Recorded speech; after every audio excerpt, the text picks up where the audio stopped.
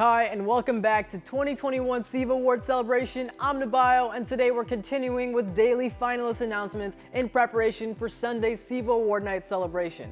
Join us each day this week at 5 p.m. right here on SECC Comcast 16 as we gear up for Sunday's virtual event. You can also stream and connect with us online at secctv.org and by using the hashtag SEVA Awards.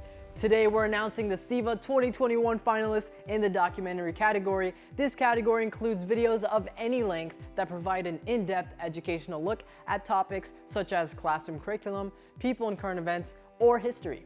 Let's take a look at this year's documentary finalists.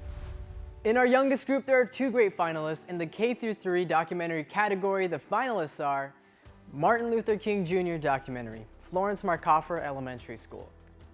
Silas solves an IV cube, Florence Marcofor Elementary School. That was quick. We have a larger group in this bunch. In the grades 4 through 6 documentary category, the finalists are A Tour of Calaveras Big Trees State Park, Florence Marcofor Elementary School. Behind the Scenes of MMNews Home Edition, Florence Marcofor Elementary School. COVID-19 Vaccine, Del Paso Manor Elementary School. Girl Scouts, A Pathway to Success, Winston Churchill Middle School. Growing Up into a Pandemic Anchorwoman, Oak Hill Elementary School. Paige's Journey, What It's Like to Test Positive for COVID-19, Florence Marcofor Elementary School. Salmon Falls Bridge, Sunrise Elementary School. Shoot for the Stars, Winston Churchill Middle School.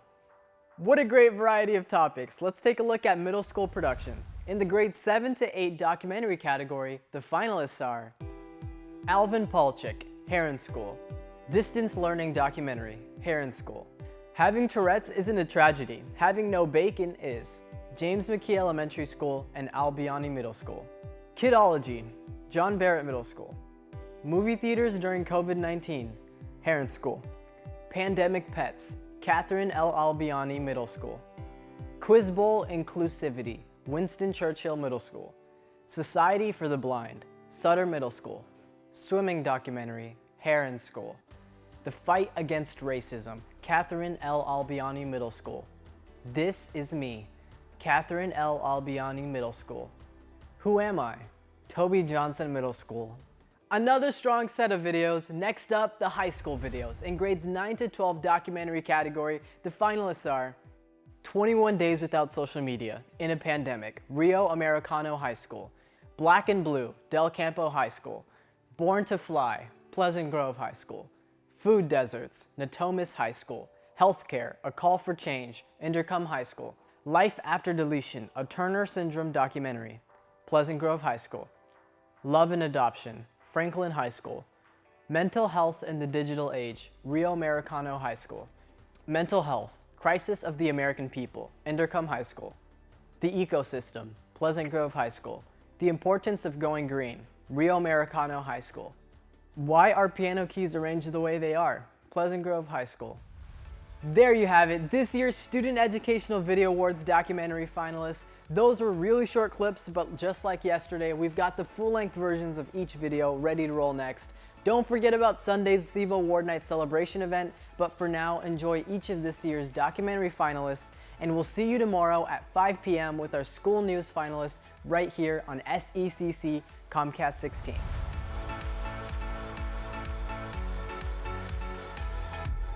You might have heard of a street named Martin Luther King Jr., but did you know about the real person? Hi, this is Ryan Newman, reporting for MMNews. A few months ago, I got to visit Atlanta, Georgia, and learn about a very important person in American history, Dr. Martin Luther King Jr. Our family spent some time exploring places in Atlanta where he had lived or worked. I learned a lot about his life and the huge impact he had on our country. He was born in this house in Atlanta on January 15, 1929. Back then, many people were born at home and not at a hospital. His father, Martin Luther King Sr., pastored Ebenezer Baptist Church just down the street from their home. His mother, Alberta Williams King, played an organ at church and filled their house with music. Later, Martin would co-pastor the church with his father. We visited the King Center and learned about Dr. King's work. He fought to get rid of unfair rules that kept people with darker skin apart from people with lighter skin. Martin made speeches and organized marches. He worked to change laws. He used words, not weapons, to move our country closer to his dream, a dream that all people would live peacefully together and have equal opportunities. I recently spoke with some friends who shared how Dr. King impacted their lives. My name is Joyce Moore. I am a kindergarten teacher. I have been teaching for 41 years. I am the senior pastor at First Baptist Church in Pittsburgh, California. A day does not pass without marinating on the message of Dr. Martin Luther King. That is the truth for me. I was born in Birmingham, Alabama. Dr. King affected my life in a positive way. As a child, I grew up there where when you went to public buildings, you had to use the bathrooms or faucets that were labeled colored. The few times that I rode on a bus, we always had to sit in the back of the bus. There were usually maybe only 4 or 5 seats in the back of the bus. The rest were in the front. So even if the bus was not filled up, you still could only sit in the back of the bus. If it was full, you would have to stand in the back of the bus. So the way that the movement with Dr. King and others changed my life is they stood up and they said, this is not okay. This is not the way to treat people. We're all created equal. Dr. King was about what is right, not who is right, but what is right. I try to ensure in the position I have as pastor and just as a human being of always being able to live in peace. So I try to follow his example. Dr. King stood and he said, I will do whatever it takes. And others came alongside of him so that people like me would have freedom to worship wherever I wanted to go in any store, to go to any school that I wanted to go to, and not have to be afraid that someone would hurt me because my skin color was different. He stood for justice in a peaceful way. My dad was the director of law enforcement in South Carolina, and he went to the King Center in Atlanta, Georgia, with a large group of agents to study how Dr. King was meticulous with the root of nonviolence and how to apply that in law enforcement. And I think that is such a beautiful thing. The stand that he took, the beatings that he took, the jail time that he had to serve along with many others, made a way, opened the door for me to do and be who I am today. There was a time not too long ago I could not have been their teacher because I could only have been a teacher for children that had brown skin. I think about his words of love.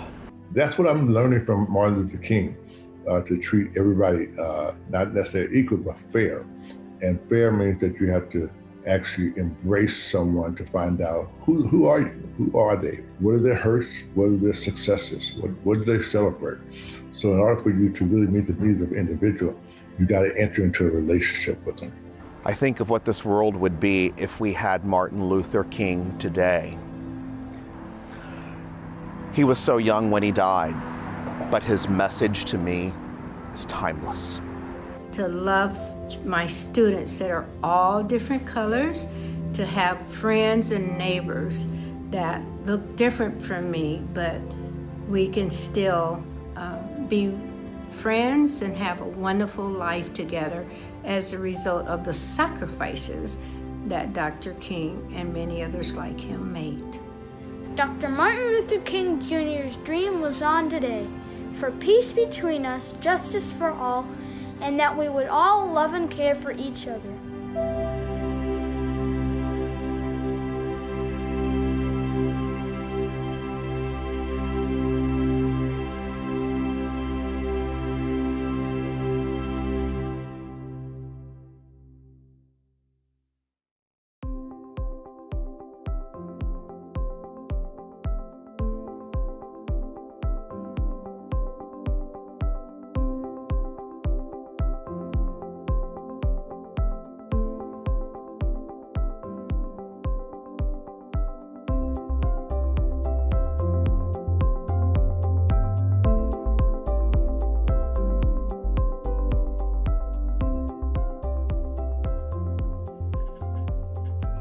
Hi, I'm Silas, and I'm going to be solving this Rubik's Cube, which is called an Ivy Cube.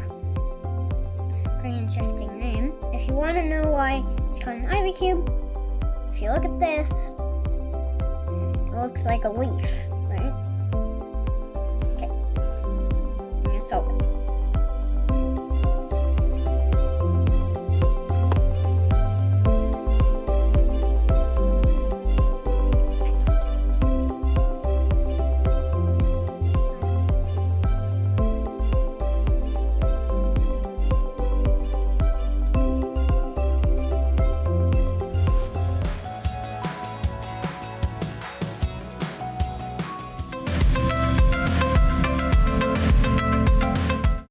Today, me and my family went on a trip to Calaveras Big Trees State Park. My grandma Susan, my mom Karen, and my sister Sophia and me all went to see the trees.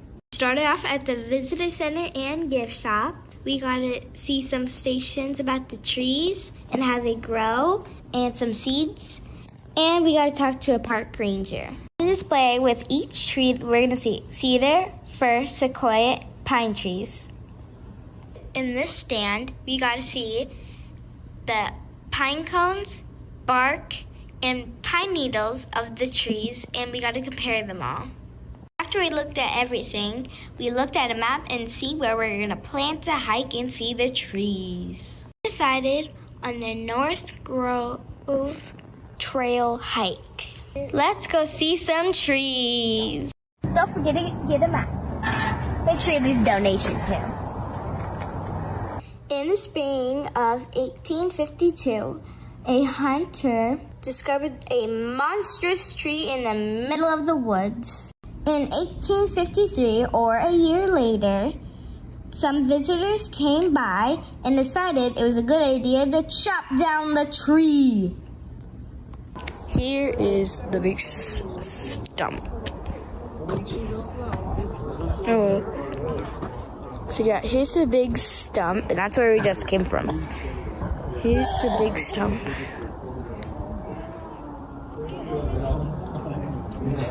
And that right there is the top of the stump.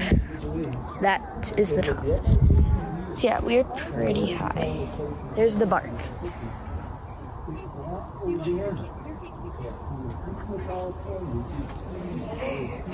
So yeah, this is the biggest stump I've ever seen. Like, this thing is huge. And that's the top part. Even the top part's huge. Let me get it. That's the top part of it. So yeah, this here is huge. Yeah, there's a lot of information about this. It took 5 men and 22 days to cut it down. The stump of the tree became a dance floor and a bowling alley. This made many people like John Muir angry. Giant sequoias, also known as the Sierra redwoods, are the largest living things ever to exist on the earth. Fossil records of redwoods date back 180 million years to the age of dinosaurs. You can only find it in the Sierra Nevada. This section of wood lying on the ground is big enough to be a fallen tree, but instead it's a piece of branch dropped off of a nearby sequoia. This tree crashed down with such force that many people thought it was an earthquake that had occurred. A large tree such as this had been estimated to weigh about 2,600 tons, or 18 blue whales.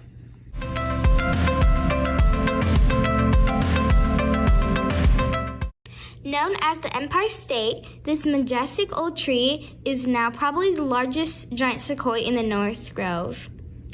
Though there may be taller trees in the grove, this one has the greatest mass.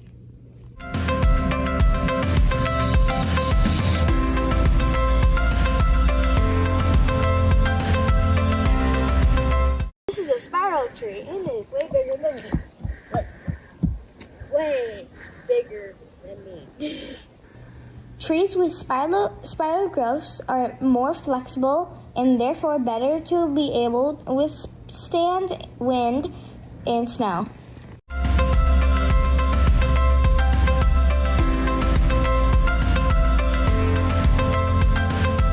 The huge base of the giant granite state tree hardly seems like a living, growing organism, yet the activity of life is quietly occurring to many parts of the tree. The Siamese twins started life so close together that the first 50 feet of their trunks have merged now appear to be one tree. The small trees with dark green needles are near the trail are Pacific yew. The North Grove is the only place where the giant sequoia and the yew grow together. Yews are unusual in that each individual plant is either a male or female. Look for small salmon-colored, pretty berry-like fruits that grows on the female plants.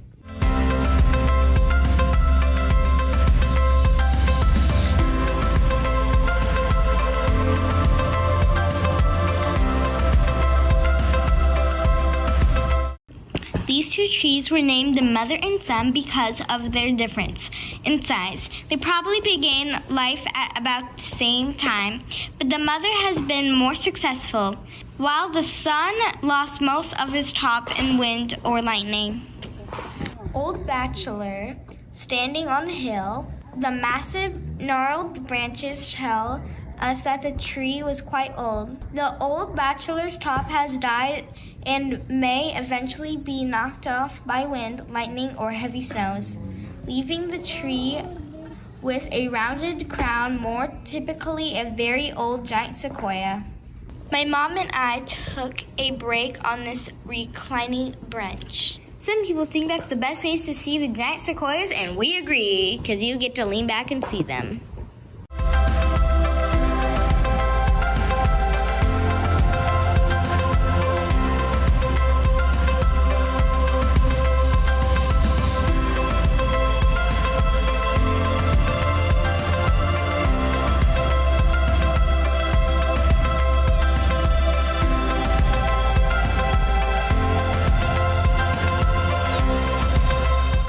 This tree is named the Hercules, one of the largest in the grove. It's blown down during a violent windstorm in December 1861, knowing that it has been lying there for over a century, giving us valuable perspective on age of other fallen trees in the grove. The father of the forest fell to the earth long before Americans discovered the grove. You can walk through the tree because it's been hollowed out by a fire. Here, this is under a tree, under. And this is completely hollowed. So yeah, it's hollow.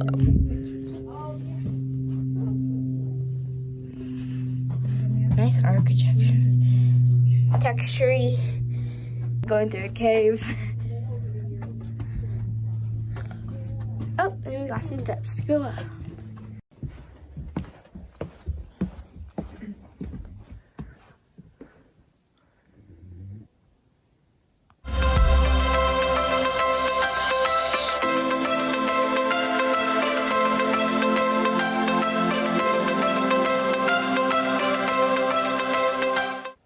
The large growths on these trees are called burls.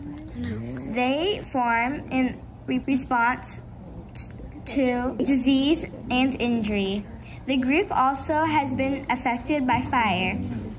This is what happened to this tree. There's some holes in here. Some termites are inside. We got some bark.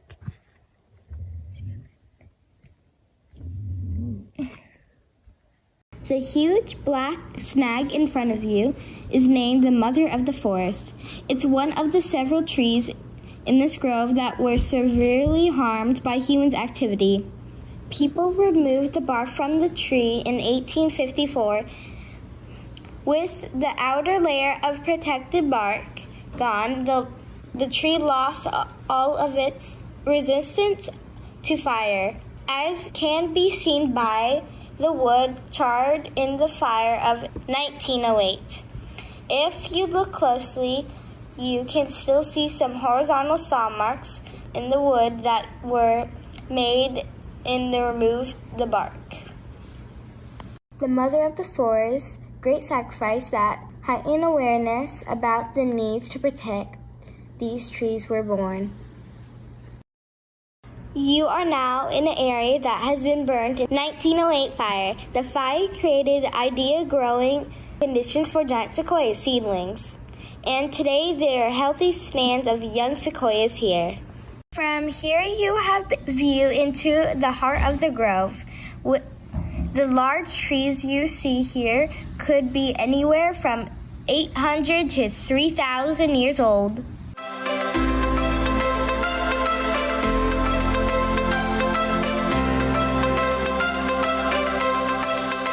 A common practice of early times was to name individual big trees after important people.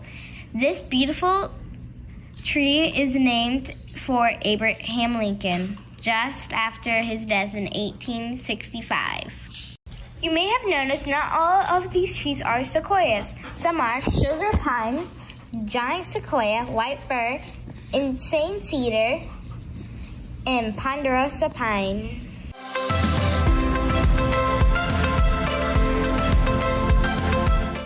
The Calaveras North Grove was a popular destination for tourists starting as the late 1850s. The tunnel tree in Yosemite was carved out in the 1880s. The owners of North Grove responded by doing the same to this tree in hopes of increasing the numbers of visitors. The Pioneer cabin tree was chosen because of its extremely wide base and its large fire scar. On January 8, 2017, heavy rain caused the soil and the base of the tree to liquefy.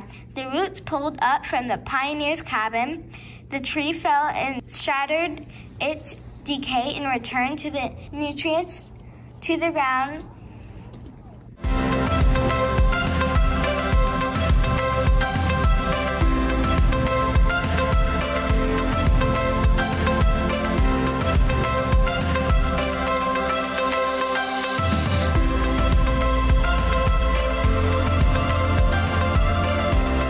Although the thick bark does not burn easily, the large fire scar shows with enough heat, the bark will burn. You can tell that the scar is in process of healing because of its bark growing over the blackened wood.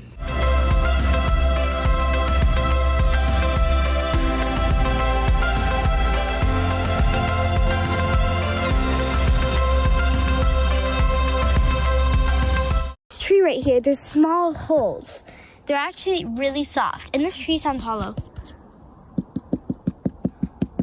So this tree's probably hollow, has some holes, and has some like fern or like something that's very soft.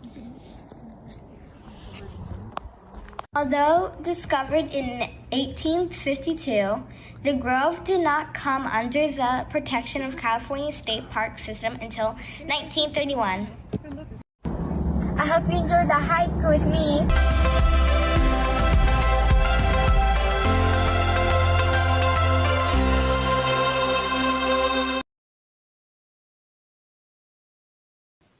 Hi, I'm Madison M. from MMNews, and my SEVA is Behind the Scenes of MMNews Home Edition 2020. I'm going to be showing you how we do things in MMNews, how we make our scripts, what things we use to edit, and everything else. Well, I hope you enjoy. For MMNews and our scripts. We write our scripts in here on a Google Doc, and then when we're done, we could leave, and then we have to come up ideas for MMNews and for some videos. Right now, we're talking about our episode and our SEVAs for this year. For our episode, we're talking about our script and what we need to include in it. This is where we edit our scripts. We use a Google Doc, and then the script writers, Emily, Paige, Silas, and me. So we write the scripts, and then we just write our scripts for our anchors and reporters. I use WeVideo to edit all my videos. I usually record all the footage on my cell phone, and then I uploaded it to my Chromebook, and then if it still needs any editing, I edit it on my Chromebook. Then, when it's done, I press finish and go through the entire process.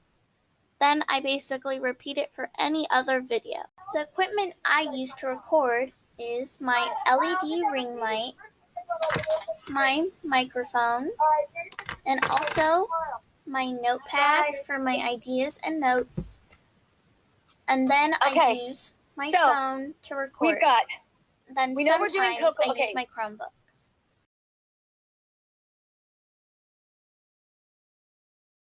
How has COVID affected you making your videos? It has affected me because it's kind of hard for me to find ideas because of COVID, and most places I think about doing it in are closed. So sometimes I also ask my friends for video ideas. Okay, and do you think you will ever go back to the studio? Yes, in the future, because this COVID thing, we can all fight through it together, no matter what. Okay, thank you, Wesley. Okay, and how has it affected your video making? You can't actually record in the studio anymore, and you have to do it from home on StreamYard or anything else. Okay. Do you think in the future you will be able to go back to the studio? Yes, I think in the future we will be good.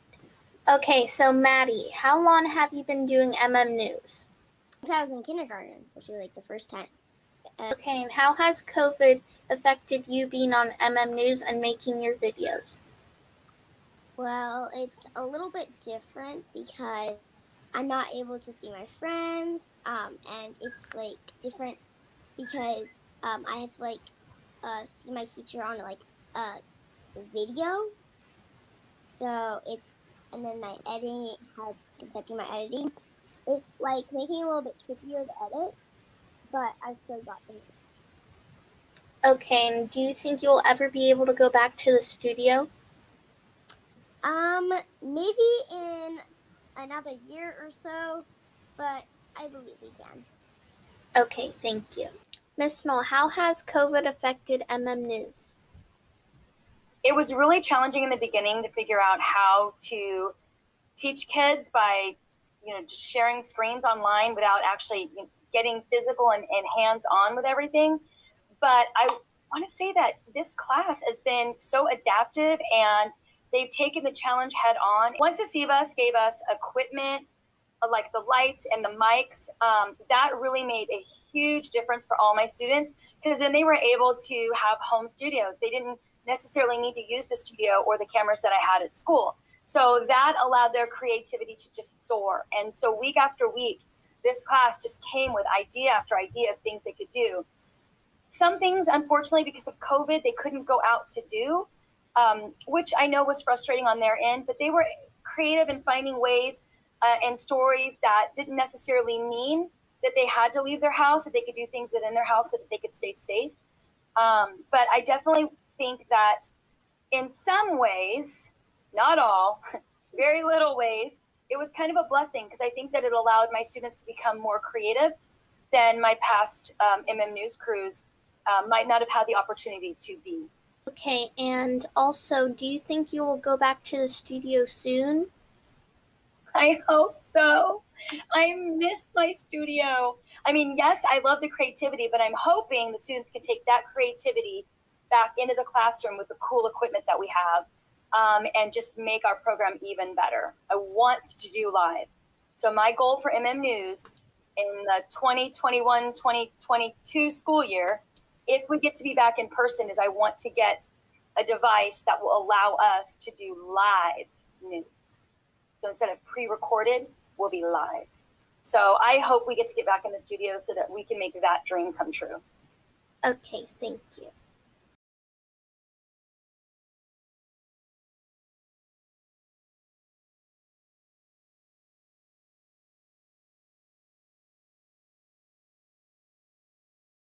In the past year, life has changed drastically due to the COVID-19 pandemic. Kids across the country have lost social interaction by not participating in school, on campus, or other curricular activities. Several companies released a COVID-19 vaccine in late 2020 in the hopes of stopping the spread and getting back to normal life. With much apprehension about taking the vaccine, I reached out to an infectious disease doctor to learn more about COVID-19, how it spreads, and why the vaccine works. So I'm an infectious diseases doctor. I take care of people with infectious diseases, and I'm also the medical director of the California Department of Healthcare Services. Dr. Karen Mark is helping to make a difference during the COVID-19 pandemic. Our department runs the Medi-Cal program, which pays for doctor's visits and other health care for about a third of all Californians, including about half of all kids. So about half of all kids that go to your school. And I'm working with other people in the department to help make sure that we can get the COVID vaccine distributed to everyone on Medi-Cal.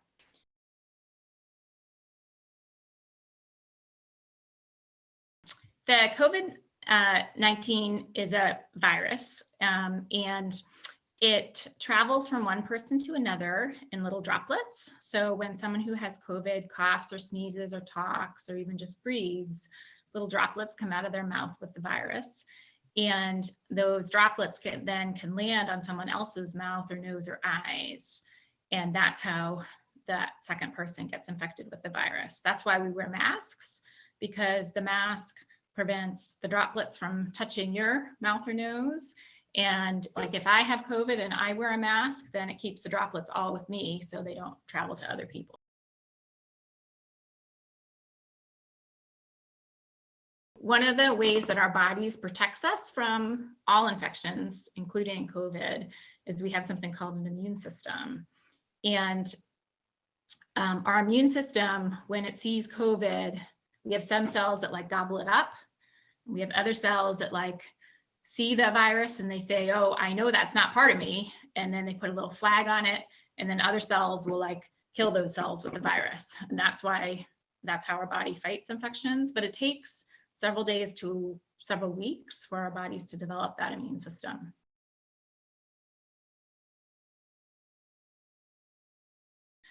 And after we have COVID and after we develop that immune response, we have certain memory cells that always stay with us and remember that virus. So if we get all better from COVID, we have those memory cells, and that helps protect us from getting COVID again.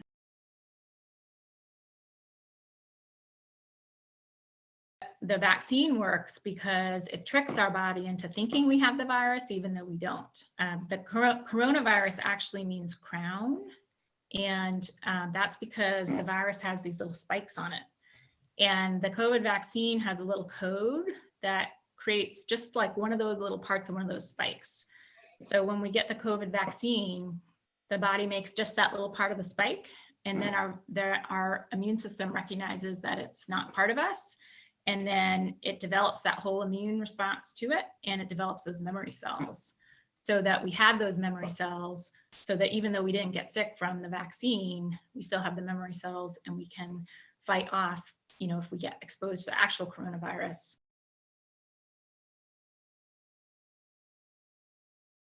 So before the vaccine was distributed to the public, it was tested in lots and lots of people to make sure that it was safe and to make sure that it works. And it passed all those tests. So it showed that the vaccine works and that it is safe.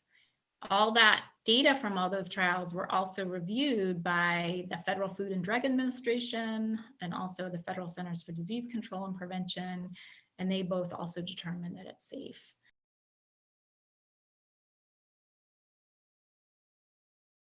Getting the vaccine is a lot safer than getting COVID. So I'd rather have like a little bit of a sore arm for a day than, get really sick from COVID or maybe get COVID and pass it on to someone else. I've gotten the vaccine myself and it wasn't bad. I got a little bit of a sore arm, but other than that, I had no side effects at all. And I will also share that as soon as I can get the vaccine for my mom and for my kids and my other family members, I'll make sure they get the vaccine as well. So I feel very confident that it's safe.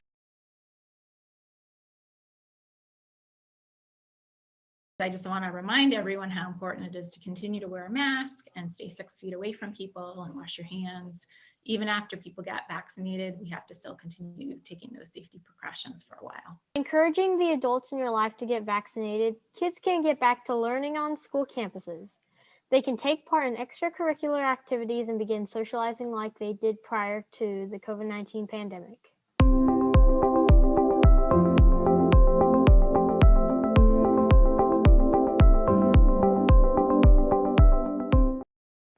Girl Scouts provides girls ages 5 to 18 an opportunity to learn life skills and confidence while having the opportunity to socialize with others. I am Coco. I'm in 4th grade and I'm a junior in Girl Scouts. Arabella. I'm in 5th grade and I am a junior in Girl Scouts. I'm Lauren Moore and I'm a sophomore in high school and I'm a senior Girl Scout. So I'm Louise Moore. I'm a sophomore and I am currently a Girl Scout senior. Hi, my name is Arwen. I'm in 10th grade and I'm a senior in Girl Scouts. So my name is Aliza Siddiqui. I'm in 6th grade and I'm a cadet in Troop 976. My name is Shanisha Paul and I believe I'm a senior, I believe. My favorite part about doing Girl Scouts would probably be how empowered it makes me feel. With Girl Scouts, I feel like the girls are the ones in charge and the leaders are just helping facilitate and figure out the logistics, but really it's a girls' organization. And everything from cookie selling to doing badges and projects really makes me feel like I'm a leader, and it helps me develop skills that I can use in the real world, like business and really just interacting with others.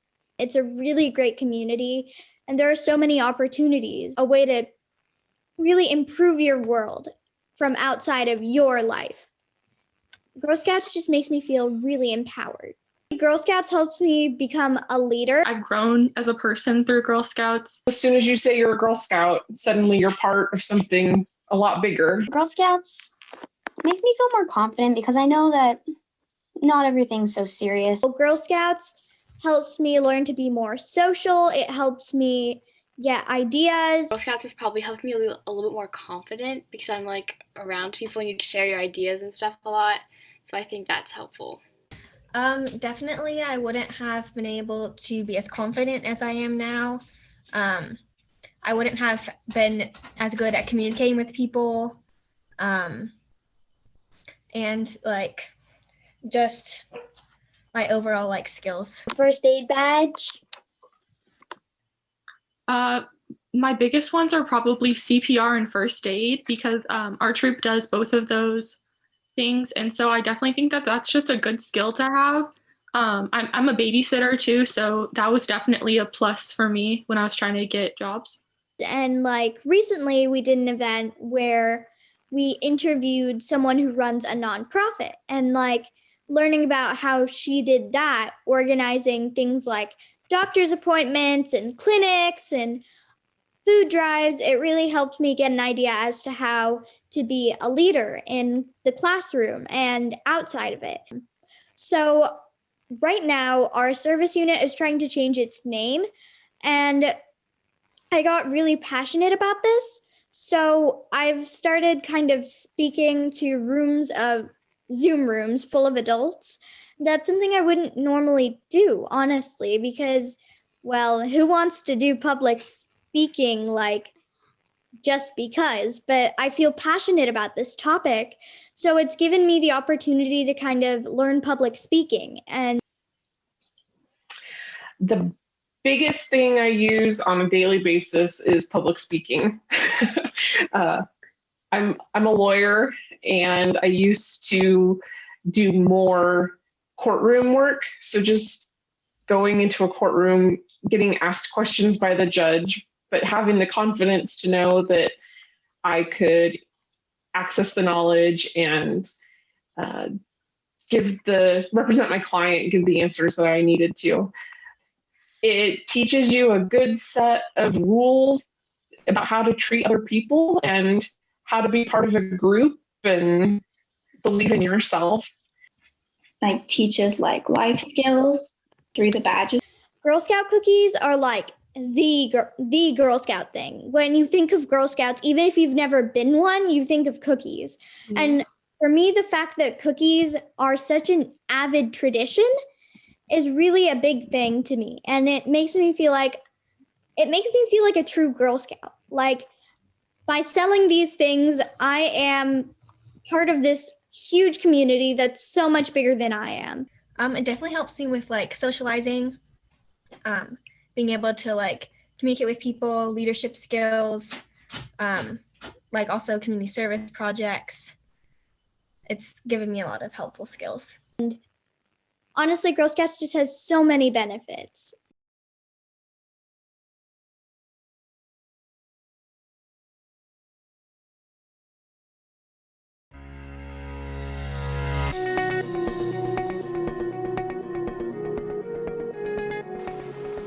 Being an anchorwoman is probably a very hard job, especially in a pandemic.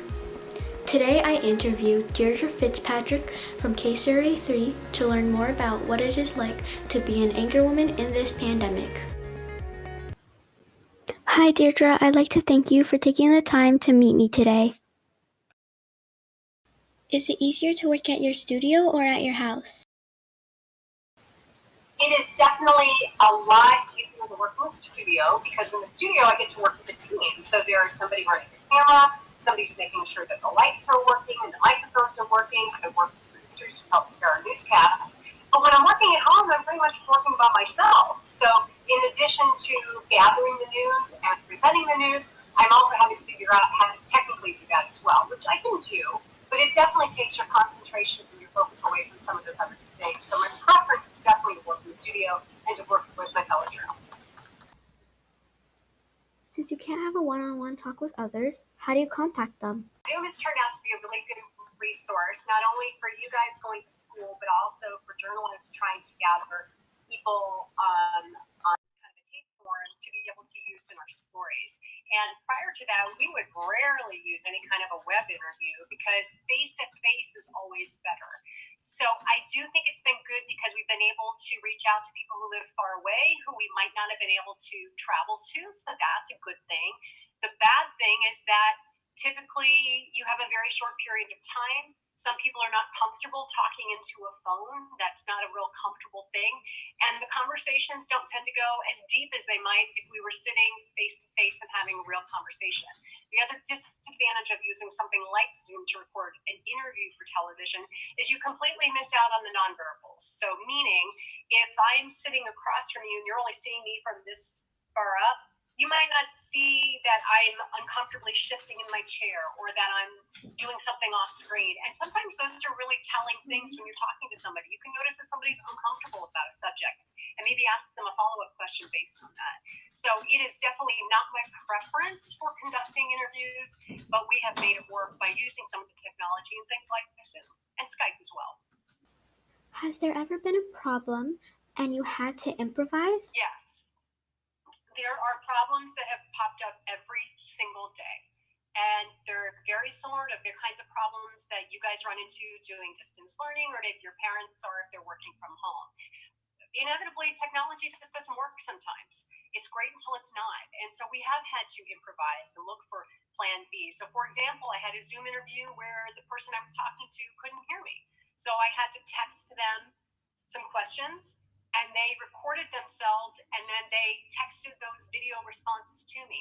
Not my preference for doing a story, but I was working on a very tight deadline and they wanted to be a part of the story. And so for us, that was a way to get it done.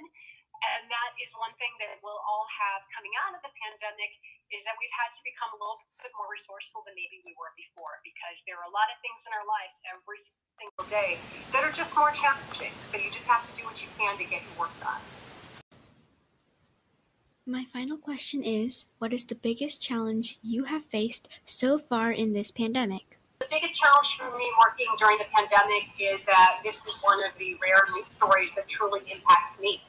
So I go from working on a 5-hour newscast in the morning to going right home and doing distance learning and dealing with all the impacts myself on a personal level. So most of the news doesn't necessarily impact my day-to-day. This one impacts me 24/7.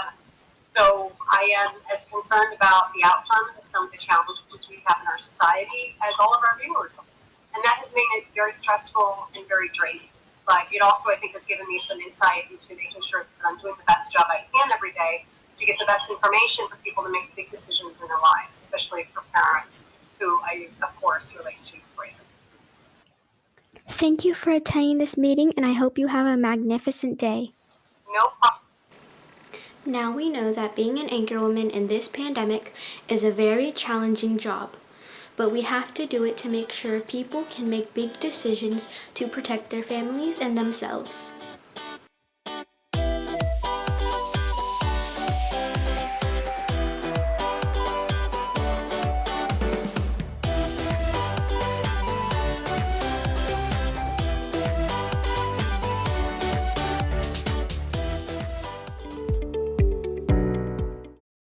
Hi, my name's Paige. I'm 9 years old and I'm in 4th grade. And guess what? I got COVID. We just thought there's no way that we have COVID. You know, you see it on the news, you hear about it. We've been really careful. There's no way we have it. Here's how it all started. My sister Sophia, who's 12 years old, who is special. Her caretaker, who is following all the protocol rules and all that. Sophia was exposed on Monday and nobody knew. Sophia, where she goes to her care facility where she got exposed, they are so careful. They wear masks, they clean. Everything is so careful. So we thought, no, even her pediatrician thought, no, you guys are fine. Just get tested just in case.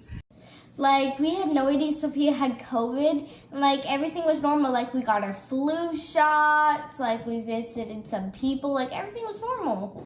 Fast forward to Saturday night. Sophia was not feeling well. This was not really surprising because sometimes she gets like an ear infection, so we just thought it was that.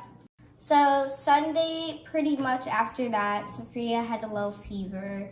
And we just shut everything down. We like stopped visiting people. We wouldn't let anyone visit us. We didn't think anyone had COVID, but we just thought we were gonna be safe.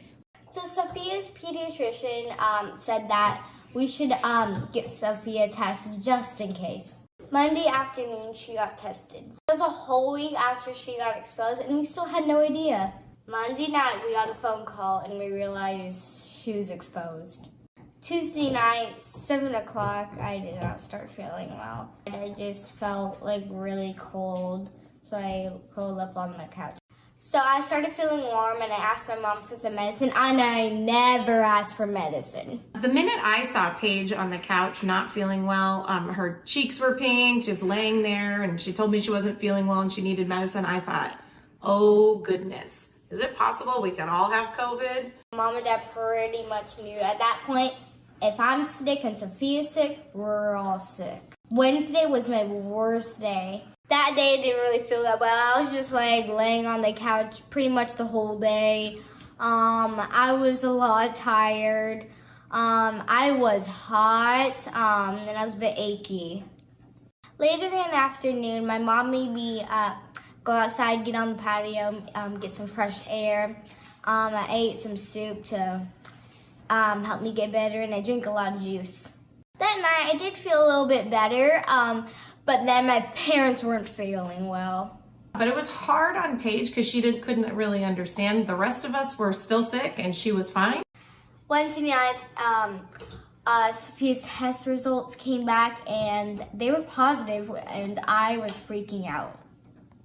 I was like really worried about my family. I don't know if we're gonna live or we're gonna die. I was really worried at that time. And I told my mom, are we all gonna die? Because I was super scared. I think one of the hardest parts was when my daughter asked me, you know, am I gonna die, Dad? My mom, Dad, and myself had to all go over and get tested for COVID. So Thursday afternoon, that day, at 2 o'clock, me and my family went to go get tested. Hey guys, I'm gonna get tested for COVID. So let's see if I am negative or positive. I'm nervous because I don't know if I'm gonna be negative or not negative. Someone in my family has it positive, so kind of feel like I have it, so we'll find out. Gotta get my mask on because we're getting close to getting family tested. So, yeah, I gotta put my mask on to get tested. I'm a mask in and we're going in the place where I get tested. See you soon.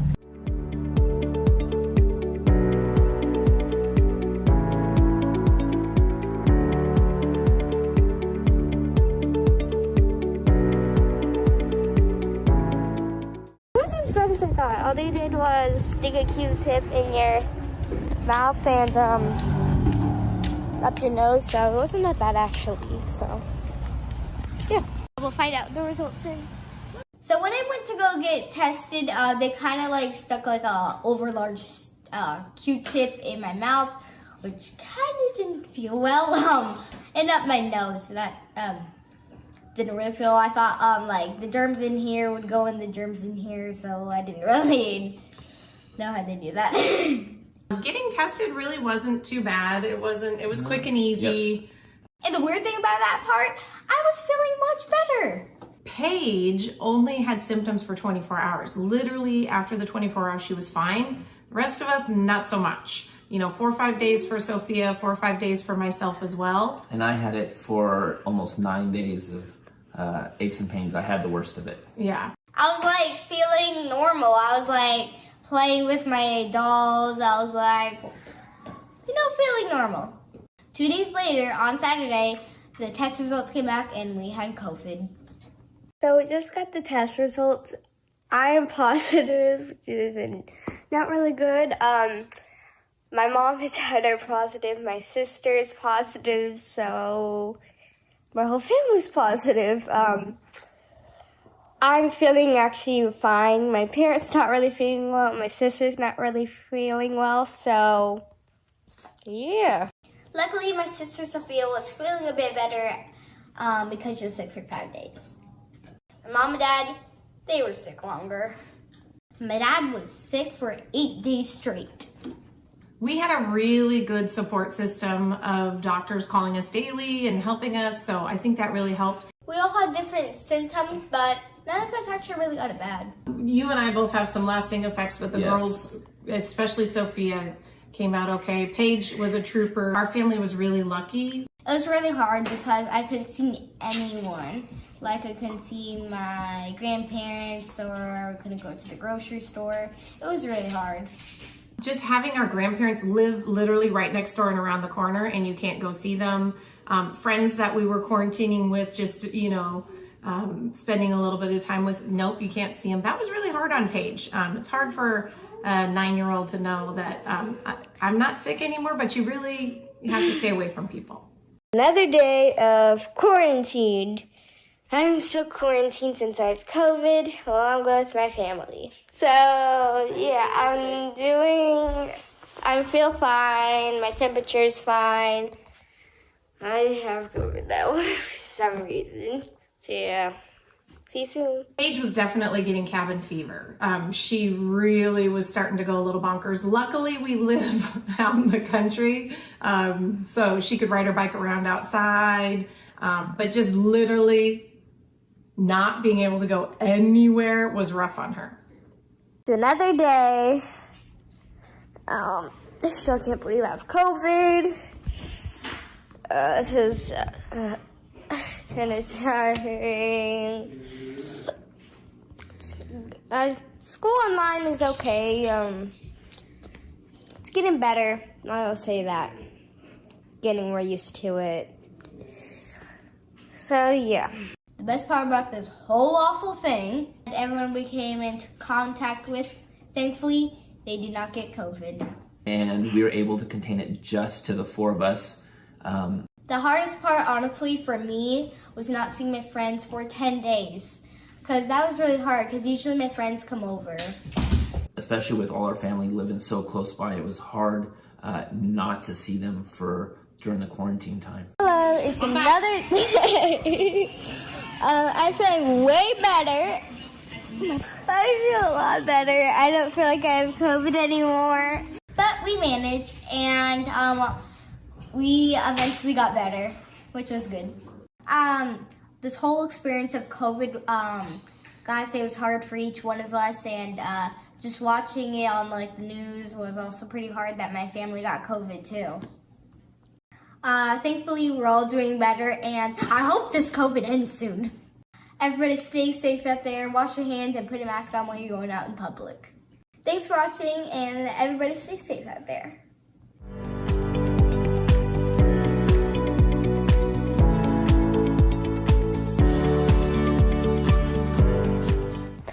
I'm here on the Mormon Islands, located along the American River near Folsom.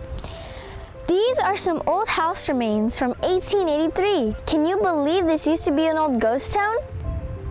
Right behind me is an old bridge, but fascinating one. It has a lot of history to it. You can see it once the lake levels drop. This is the Salmon Falls Bridge.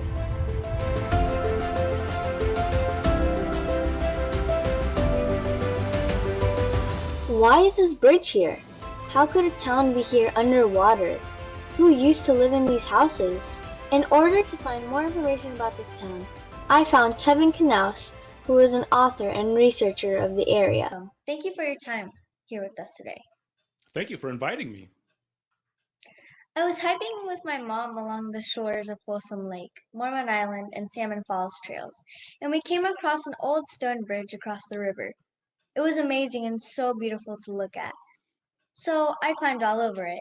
Then it got me thinking, why is an old bridge here? I also noticed an old abandoned house foundations, or bricks.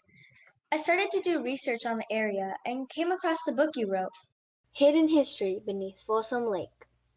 In 4th grade, I learned all about the California Gold Rush. So I know there were small gatherings of people all over Folsom. But was there a town in this location before the gold rush? Or did this town occur because of the gold rush? If so, did the town have a name? There were probably, in terms of European people, there were some pioneers and people before 1848 that traveled through that area. But really, the area was populated by Native Americans. As you know, that's kind of a nice spot. It's kind of a wide spot by the river. So it would have been a good place for Native Americans to congregate, especially during the summer. And of course, Salmon Falls was where the salmon jumped over the waterfall. So what a great place to catch dinner. Do you know how many people used to live there? It's, I've heard rumors of upwards of 3,000 people. The old stones look like house foundations. There are a few spots scattered all over the area with these bricks. Were those the remains of houses from the time you're talking about? Yeah, there were houses, there was a butcher shop, there was a livery stable, there was a little community there that was, more or less thriving. After the gold rush, you kind of ended. That most of the gold was all kind of scoured up by the mid 1850s. So it was just a small community, but it did have that road that went through it. And of course, the bridge. And so there was some travelers that would stop there from time to time. And that kind of kept Salmon Falls going. When they started to build the Folsom Dam, the area had to be evacuated because they were going to stop the flow of water, and the Folsom Lake would fill up. Were there people living in the town when they were asked to leave? Oh, yes, there were still people there. The Army Corps of Engineers, it was the government agency that actually designed and built Folsom Dam and the reservoir. And they went through and they had to buy the property from all the people. But even more significantly, they had to disinter the people in the cemeteries. And if you go over to the Mormon Island Relocation Cemetery, I believe it's on Shadowfax, right, very close to Folsom, you will see some of the headstones that say relocated from Salmon Falls Cemetery. I can't thank you enough for your time today, Mr. Knaus. Thank you again for your time. After talking to Kevin Knaus, I continued to research the area. I was interested in the Salmon Falls town that used to reside here. After even more research, it took some time, but I found what I was looking for. A living resident of the area before the town filled up with water. This is Myrna Brown. I'm accompanied here today by Myrna Brown. Thank you for your time here today, Myrna. You're welcome. I have a few questions here. So, was the town called Salmon Falls Town or Mormon Island Town? Well, those were two different places that were settlements. And during when gold mining, gold was first discovered, and mining settlements were there. But by the time I lived there, those towns were pretty much gone. There were some falls. Salmon Falls got its name because there were some falls there, and the salmon would come up the American River, but they couldn't get up those falls because they were too high. So the people who lived there, the community, took dynamite and they made the falls so there were like 4 stair steps instead of one big falls, and the salmon could get up, and so they could get up and go further up the river. Little community was called Salmon Falls, and the bridge was Salmon Falls after the Salmon Falls. Can you tell me a little bit about your family?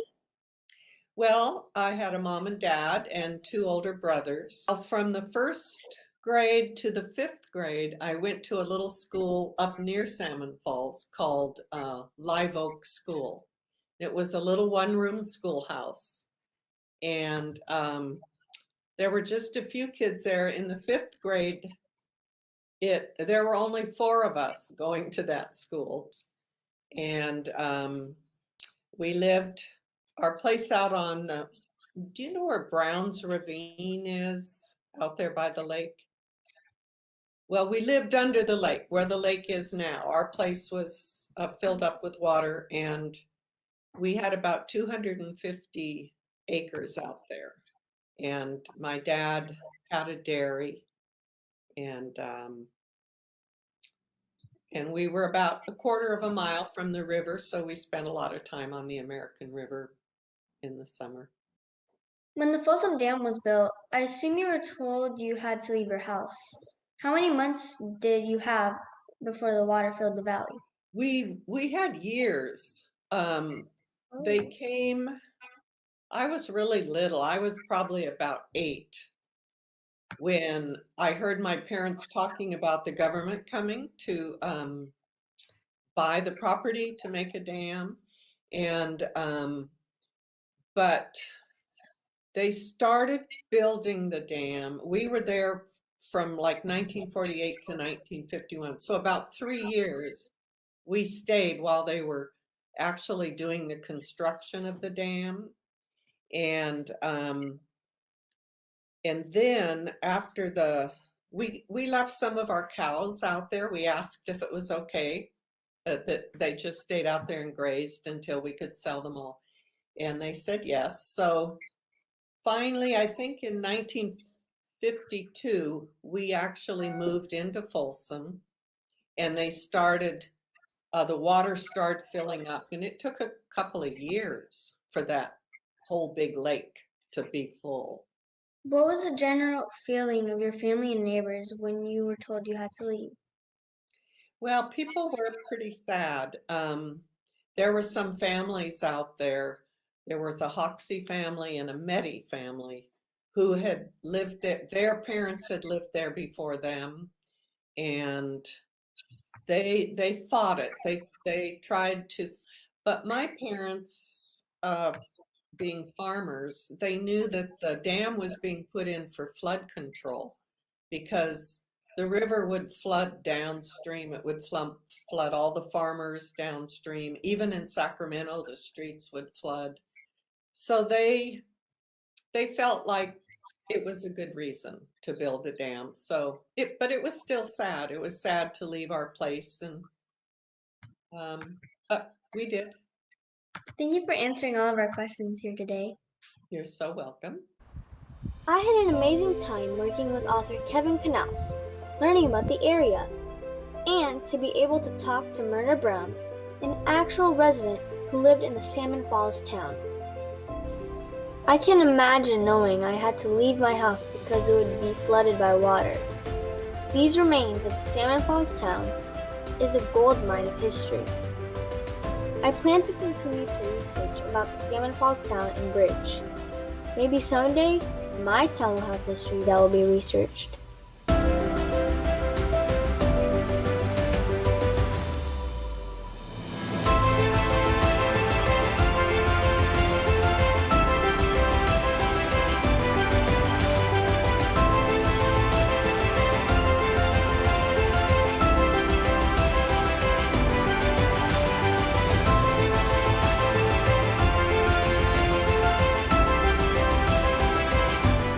Dreaming. Chasing your dreams, rather, can be tough and tiring. But if you continue to put your heart into whatever you do, the sky is the limit. Chasing your dreams will attract naysayers, but don't let them get in the way of your greatness. Let's find out how my mom and dad have chased their dreams, overcome obstacles, and how you can do the same. I aspire to do a lot of different things. I want to be a scientist. I really enjoyed working with young children. And then I also really liked with wild animals. I thought maybe I would be the first Black Jane Goodall. I wanted to be cool. I wanted to do many things. But more than that, I wanted to be a good, respectful guy. Work hard, be a great student, be a great brother, and things like that. So that's really kind of what my focus was when I was little. Both of my parents have faced plenty of obstacles and have a strong support system that has helped them overcome those obstacles. Let's find out who they were and what they did to help when the going got tough. My mom was a great support system, and also my brothers and sisters. Definitely my parents. They've always been big supporters. So they were definitely my number one. They are what kept me inspired to kind of do different things. It allowed me to express myself and also held me accountable, right? So if I said, hey, I want to do this, they say, okay, well, what are you going to do about it? And that, I think, is good because it holds your feet to the fire, right? It says, the dream is one thing, but then you have to put steps together to how you're going to achieve those dreams. They help me stay accountable. Challenges that I face were more around the obstacles, just trying to fit in, challenges in school. I got to a certain place in math in college, and I was not doing well. And I decided that I did not want to flunk out of math. I think, had maybe one or two more classes to take. And I thought, oh my gosh, if I can barely make this one, how am I going to do it moving forward? And so I went back to my counselor and said, hey, I think I want to try something related to early childhood. And luckily I had taken enough courses already. And so I transferred over, and it was fantastic. Best thing, my career has been in early learning and care, so almost 30 years. And I wouldn't have been here, wouldn't have been this successful had I not been okay with making a mistake or making a change. And just jump out there and take the risk. And so I think probably it's just been me building myself up and having people around me to support me so that I could take that jump. Problem solving helps you learn how to deal with obstacles. Balancing school and life and work and time management, and also believing that it is possible for me to achieve whatever goal I have set forth in front of me. Trial and error, taking risks. And it's not always pretty, right? So it's not always something that you can do and it just works out in 1 minute or 1 day.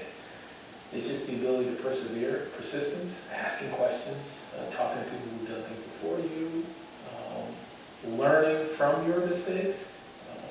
I think that those are some of the best lessons is when you get challenged and you face an obstacle and say, well, do I have to do it this way? Is there another way to do it? So We've heard it all, but we've saved the best for last. Let's find out how you can chase your dreams, what dreams are, and a few important tips for how to stay on track when shooting for the stars. To students chasing their dreams, I would say dreams are amazing. Dreams are kind of what inspires you to kind of do more and be more. And I encourage every child to kind of try to figure out what they enjoy doing and what they want to do, what their passion is, and really work to find out how you can explore that and be your best self while doing that. And once you do set that dream, Do you is one of the things that I said, YOLO, right? You only live once. And so that's really been one of my mottos for many years now, and one day at a time. Give yourself some grace, Like I keep mentioning, the making mistakes is learning. You only live once, meaning take risks, ask those questions, talk to different people, get different perspectives, try different things out. Well, there you have it. Through hard work and dedication, both of my own parents chased their dreams and are still chasing some of them today. I urge you to ask your family and friends about their dreams. Who knows? You might learn something. Oh, and remember, dream huge, ginormous, because you can do anything. If you put your mind to it, I bet you could touch the sky. And I wish you all the best.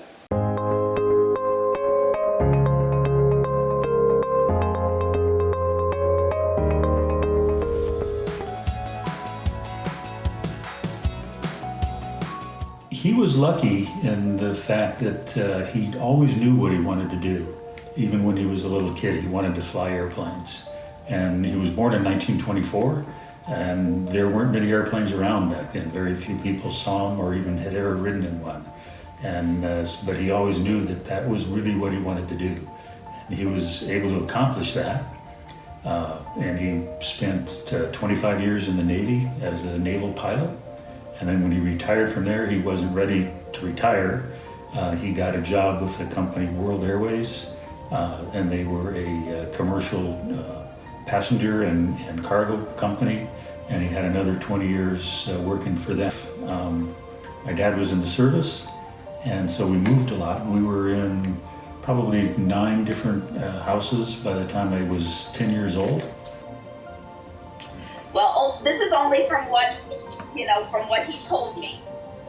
Of course, he was born on February 29th, which was a leap year, 1924, in Milwaukee.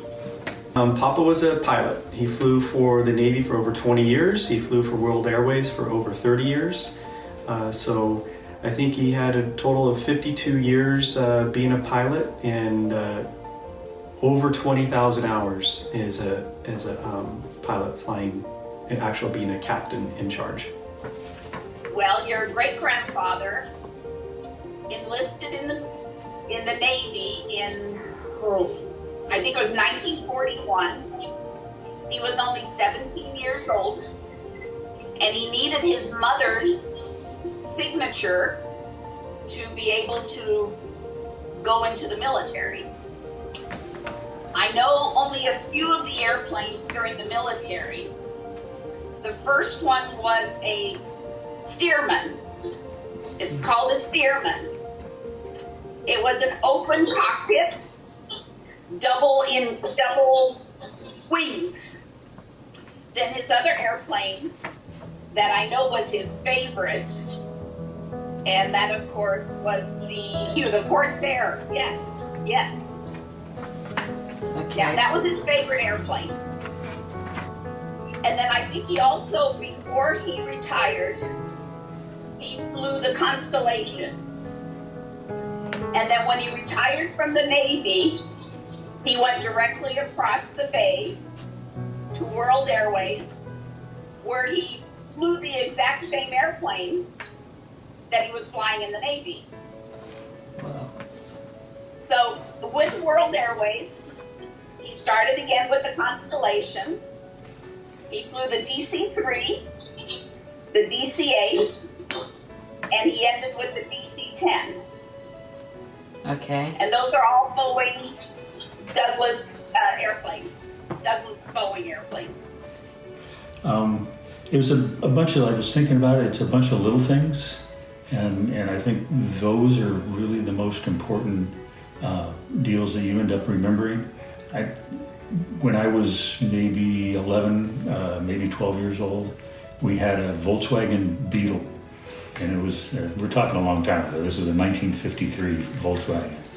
And I used to go to the stores with him or out to the Moffett Field where he was stationed at the time.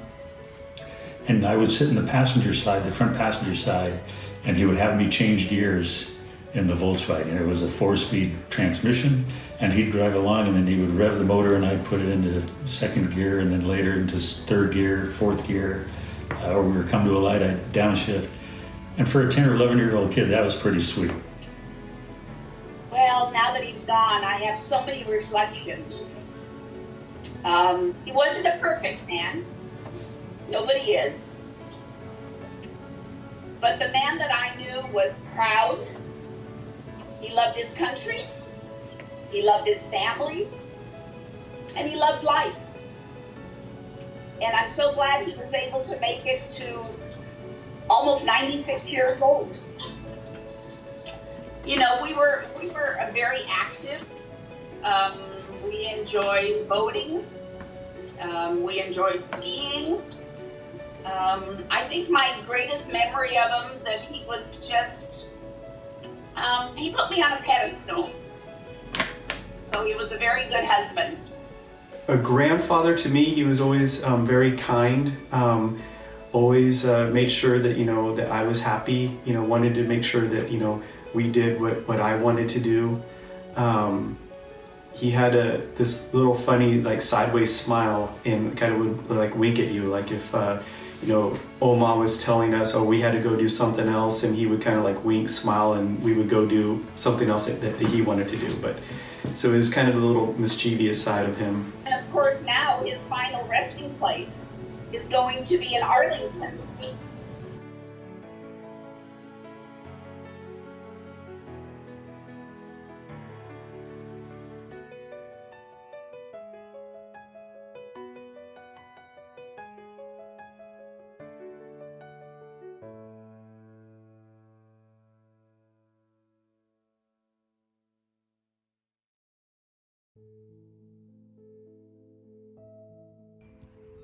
In this age of the world, not everything is certain. Even now, our education can be in jeopardy. These times have been just hard. Pivotal. Annoying. Challenging. Your learning gets interrupted by Zoom because you're getting kicked off. And then you can't unmute, and then there's problems all the time with the technology and the internet because everybody's on Zoom at once. Challenges of distance learning can really, really hurt, you know, the kids more than we even know. Just not being able to see my friends is kind of... There's so many distractions during Zoom, so I can get distracted really easy. The challenges, oh my gosh, it's number one, and that is, it's really the social interaction. Even there's interaction, there's not the in-person interaction. And that, I feel, is the most important piece, especially now in these grades. We have to really build those relationships. For learning to happen, the relationships have to be solid. What is the hardest or most challenging part? Probably learning. There is, however, light shining through all of it. We'll just say the best thing is, you know, I don't have to think about anything but what top am I going to wear, and I wear my cozy slippers every morning, so that. Sometimes in our class we do breakout rooms, and that's really fun. Or like when I feel comfortable, I just do it on the couch.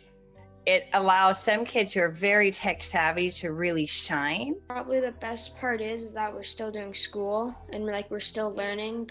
We're able to be more of a part on a daily basis as parents, a part of their learning experience.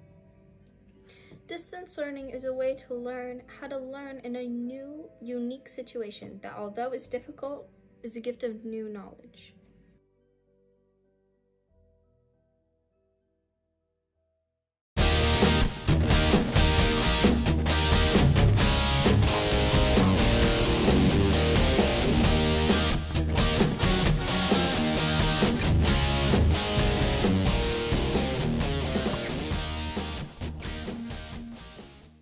Imagine not being able to control your own body's movements and actions. Tourette syndrome is a neurological disorder involving repetitive and unnecessary sounds and movements. Although there is still more to discover, it is estimated that 1 of every 360 young adults have received a diagnosis and are affected by the condition. One in particular being a high school student. 15-year-old Cruz Turner hasn't been able to control what he does or says for the majority of his life. I was diagnosed with Tourette's when I was about 6 years old, and I had a really rough year for a while after that. But then as I got into elementary school, they started to kind of calm down a little bit. And then up until middle school, where everything just exploded. My tics were exacerbated tenfold out of nowhere, and I had to get pulled out of school. I was enrolled into homeschool, and it was pretty rough for me because I was pulled away from all my friends who were all still at school, hanging out, and I was at home ticking away. It was not fun. Looking back, he definitely had signs of kind of a neurodivergent brain before that. His was actually easy in the sense that it appeared overnight. I mean, he woke up one morning, we were at SeaWorld down in San Diego, and he couldn't walk.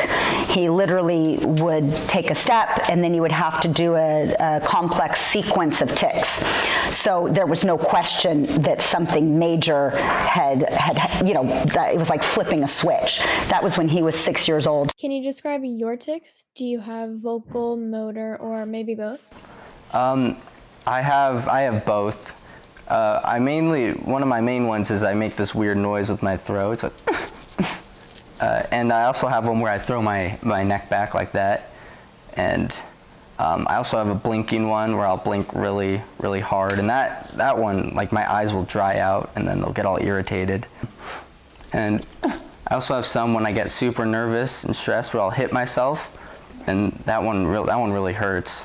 And I think one of the reasons my tics have been so low is because we haven't been going out in public, and so I haven't had that stress of people constantly watching me and maybe laughing. Is there anything that you've noticed you can't really do other than someone maybe without Tourette's can do because of your tics? Well, can't play hide and seek, but other than that, no, it doesn't really stop me from doing anything. What is it like being in public with tics? Like, how do people react? People normally just kind of leave me alone. They mind their own business because they can see that clearly. Something's up with me.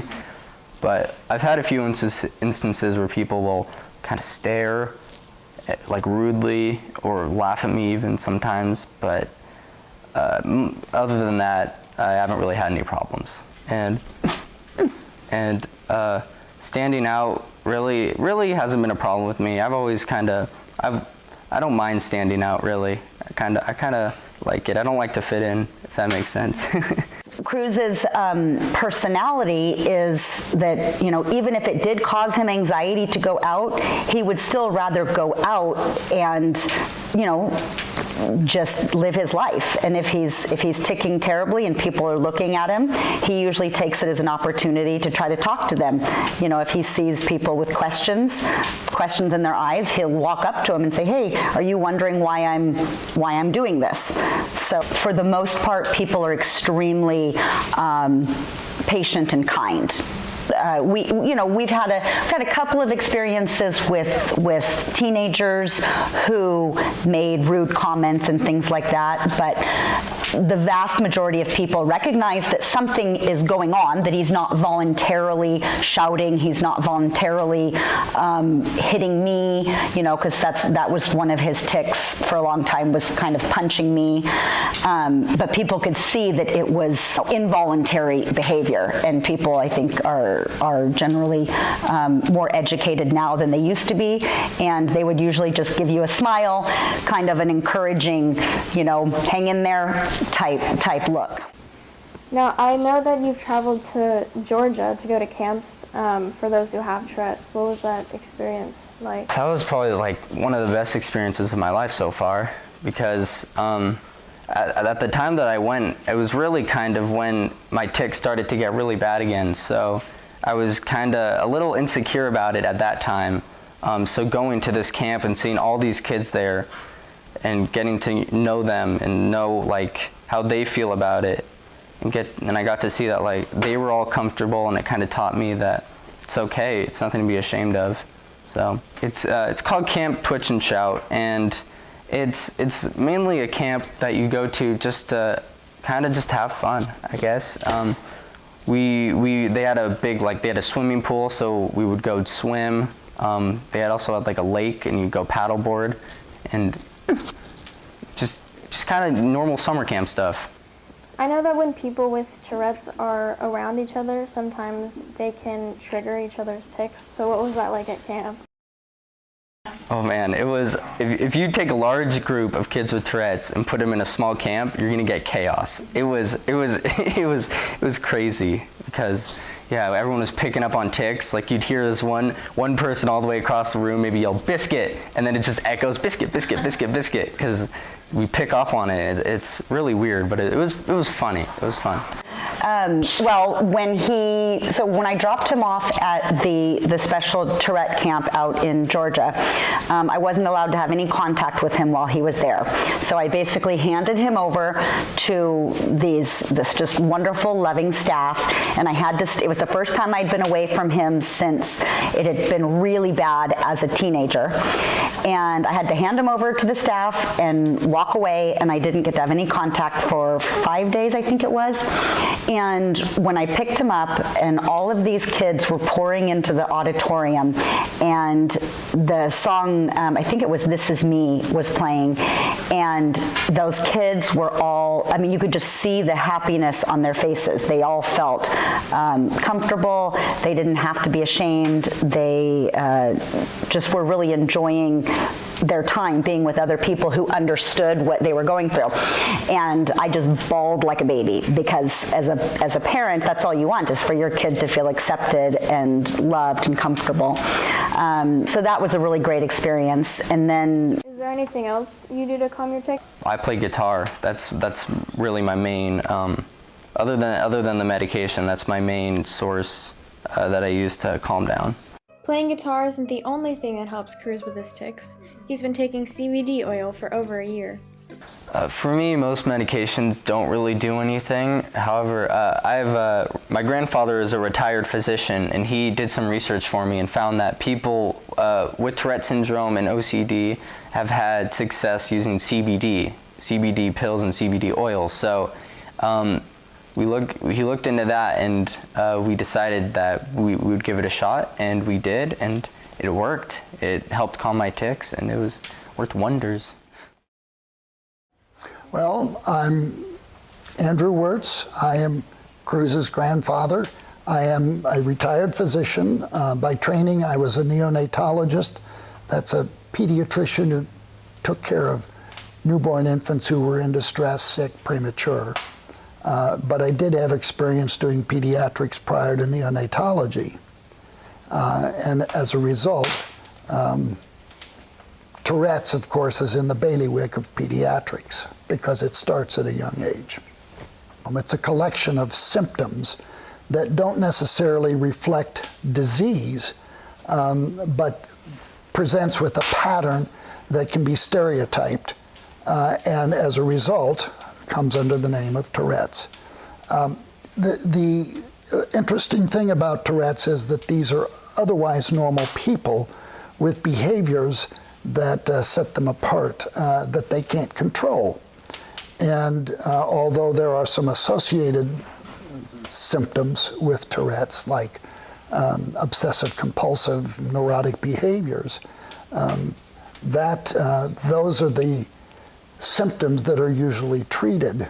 The interesting thing about Tourette's is that the process of the tics waxes and wanes. Generally, as one gets older, they tend to lessen, but oftentimes after going through adolescence, many adults who had Tourette's as children will start ticking again. There are many medications and temporary treatments that people with Tourette's can take to kind of calm their tics or do certain things to help them. What is the research kind of going on behind those treatments? Research is expensive, and to come to a cure, a medication or such, oftentimes takes billions of dollars. And since most people with Tourette's are functional, you're not going to see that kind of research being done. There is some interesting research being done with respect to the gut biome, which is a collection of the bacteria, fungi, and everything that live in our gut. We are now finding out in many, many ways that the gut biome affects and influences our behavior and our disease processes, particularly as we get older.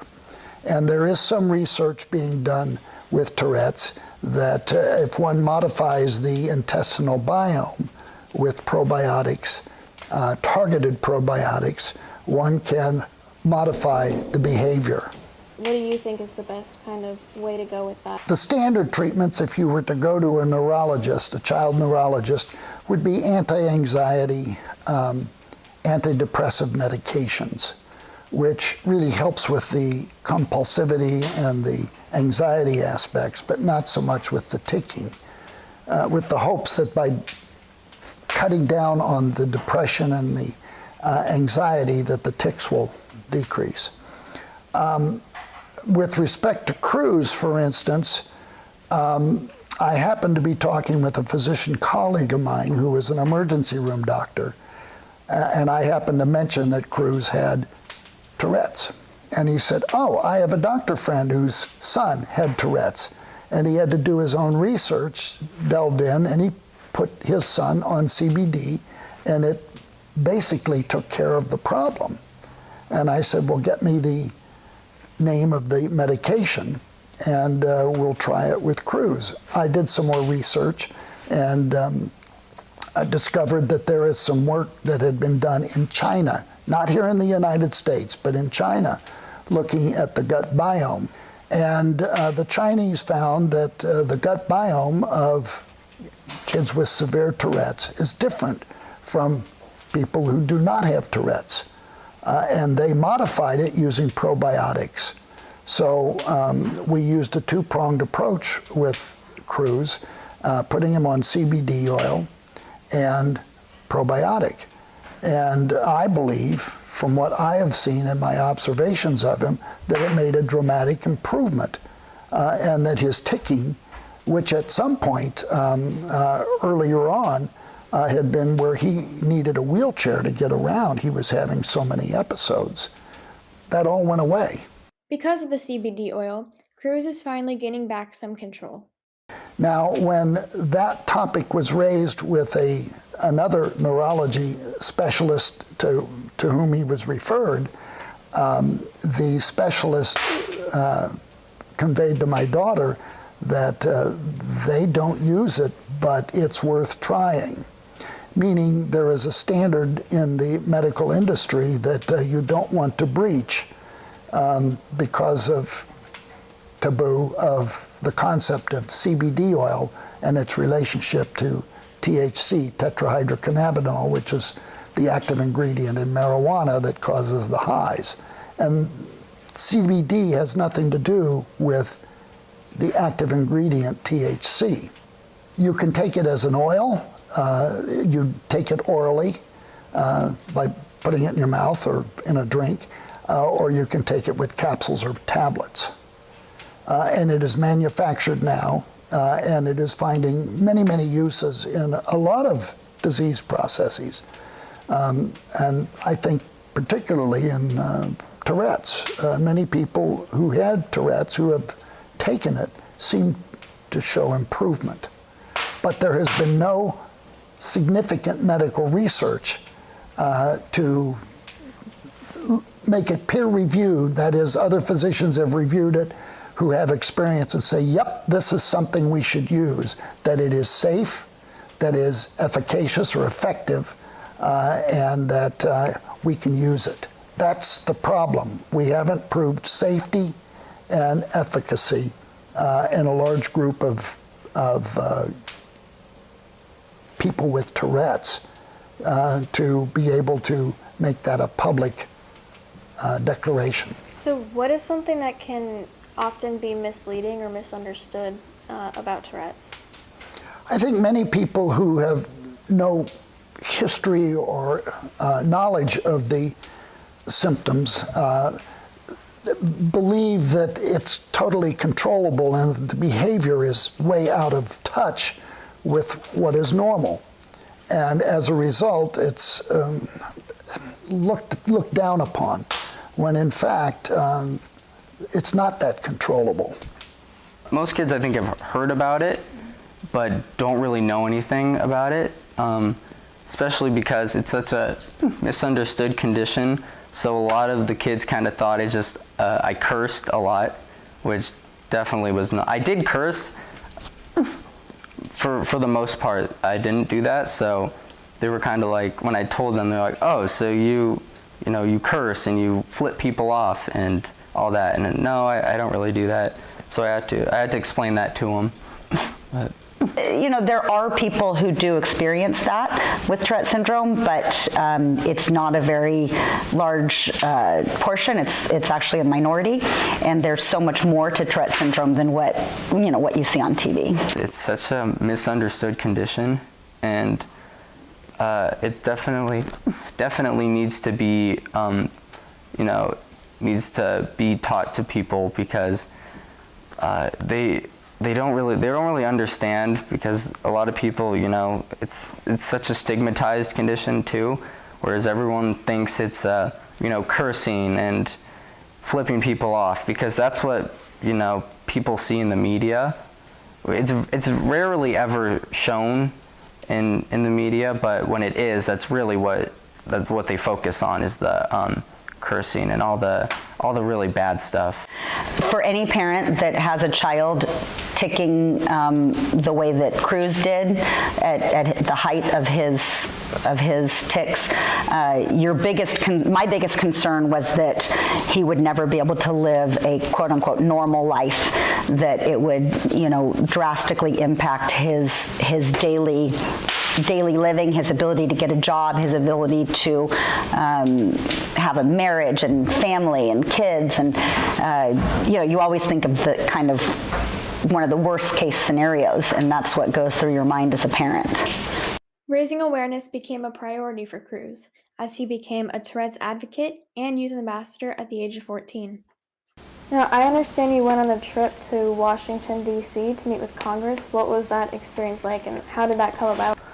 So it came about when some people at a local Tourette's meeting that I go to kind of mentioned it, that there's this program called the Youth Ambassador Program, where they have young kids go out to Washington, D.C. and train for a little less than a week, and then they go up to Capitol Hill, and then they talk to Congress people, and they talk to them about fundraising and raising awareness and things like that. And at first I was really not sure I wanted to do that, because I was like, no way, I do not want to go out there. But then my mom kind of talked me into it, and she was like, it'd be a great way to raise awareness. And so it's like, okay, I'll try it. The Youth Ambassador Program has had a purpose to spread tolerance of an understanding about Tourette's since being established in 2005. The teen leaders and advocates undergo a 2-day training process to prepare for an exceptional meeting with elected officials. I flew out to DC, and I did the training, and yeah, it was nerve-wracking though, having to talk to them, having talked to these people in a position of power, but I did it, and it felt really good. Watching him as a youth ambassador going to DC it was incredible. I was so proud of him, going in and speaking to, all of the congressmen. It's just hard to describe. He was so nervous, and I remember after we met with the first congressperson, he came out and he said, "Mom, I did it. I can totally do this. This is great. I want to do this every year. This is awesome." And he just loved it, and it was like watching him blossom. It was pretty amazing. What kind of message do you want to share with other teens with Tourette's? Just don't hide it. Don't be ashamed of it. Just kind of accept it, because we're normal people who happen to do and say things that we can't control, and Yeah. You know, being a board member, I have a lot of opportunities to educate parents and youth alike. And for me, one of the things that is closest to my heart is making sure that parents understand that it's going to be okay. It's not a death sentence. It's not. It doesn't mean that your child's life is over. And you know, as parents, our kids look to us to see how we handle things, and you know, if we are ashamed or if we feel that our child should be embarrassed by their tics. The kids feel that. And so for me, it's really important to educate parents that there is nothing to be ashamed of. It's totally involuntary. It is a medical condition. It is not a behavioral issue. And so I really value the opportunity to talk to parents and make sure that they understand that, so that that trickles down to their kids. What do you hope people will take from this while learning about your life and what you go through? I hope people will learn to just accept, you know, people with Tourette syndrome for who they are, you know. Sure, Tourette's it's like a part of them, but it's not the only part of them. They're also humans. They have emotions and personalities, and so I hope that people focus more on that than just the Tourette's, because it's who I am.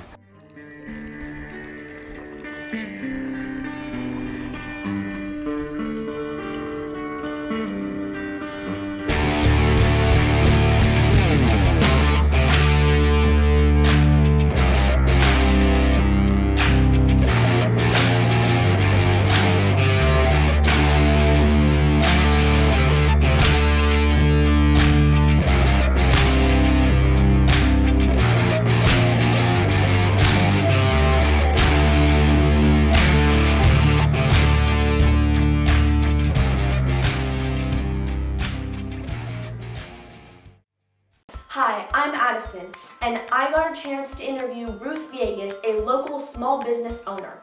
She has the toy store Kidology. What inspired you to start a toy store?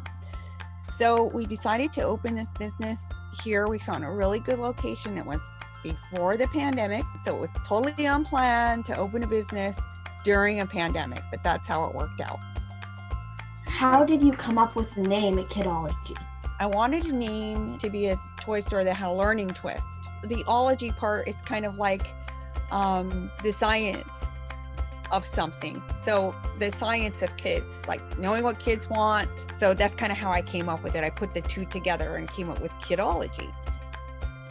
March of last year, did you have to close down your store? We did close down completely because we weren't prepared for this.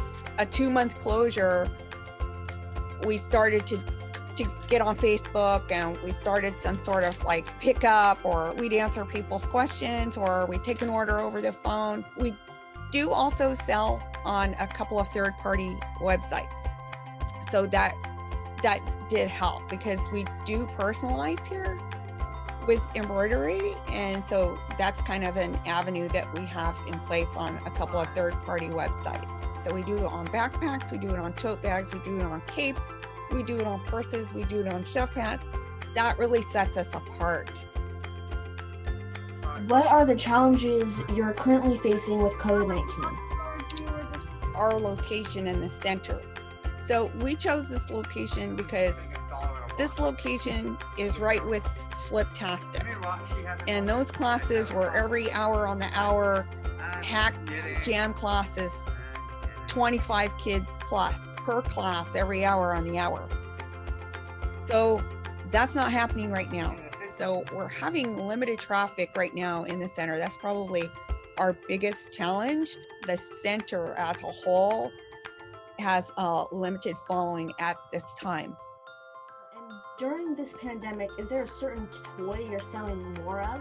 Learning toys and workbooks, anything that kind of points to learning or enhancing a child's learning. I want to thank Ruth Viegas for allowing me to interview her. It's really important to support small businesses like Kidology. I encourage you to get out in your community and support your small businesses. Thank you. On March 13th, 2020, everything was shut down, from schools to restaurants to even movie theaters. Because of this shocking development, movies have been pushed to streaming platforms such as Disney Plus and HBO Max.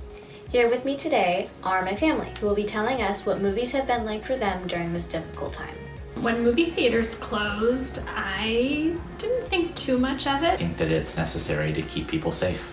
Well, I was trying to think of the last movie I saw in the theater, and I must have gone to see something in February. Star Wars Episode 9, The Rise of Skywalker. What was your favorite movie or TV show that you've seen at home? Hamilton was my favorite. I think I'd have to pick Hamilton. I'm gonna have to say Mandalorian. The best thing about seeing movies at home is That when you have to go to the bathroom, you can pause the movie, go do it, and then come back. I'm in my sweatpants and slippers. that you can wear basically anything and you can just kind of like have a blanket over you. I think that the movie that I'm most excited to see would be another remake of Dune. Oh, this is an easy one. Wonder Woman. I hope that in the near future we will all be able to go. COVID-19. COVID-19 has brought so many problems, conflicts, difficulties, and has torn apart and saddened many people. During these difficult times, so many people had many different experiences and everyone had to face their own challenges and hard times. All of a sudden, things began to become a lot more serious and we all had to shut down. Many felt lonely and scared. The virus infected many thousands of people. We all had to shelter in our homes during the periods of time we were under lockdown restrictions. Everyone had to take precautions and find ways to stay safe and healthy. People had to wear masks and take their temperatures wherever they went to make sure they did not have the virus. Schools were forced to go online this year and learn from a distance. Everyone had to social distance and stay 6 feet apart from others at all times.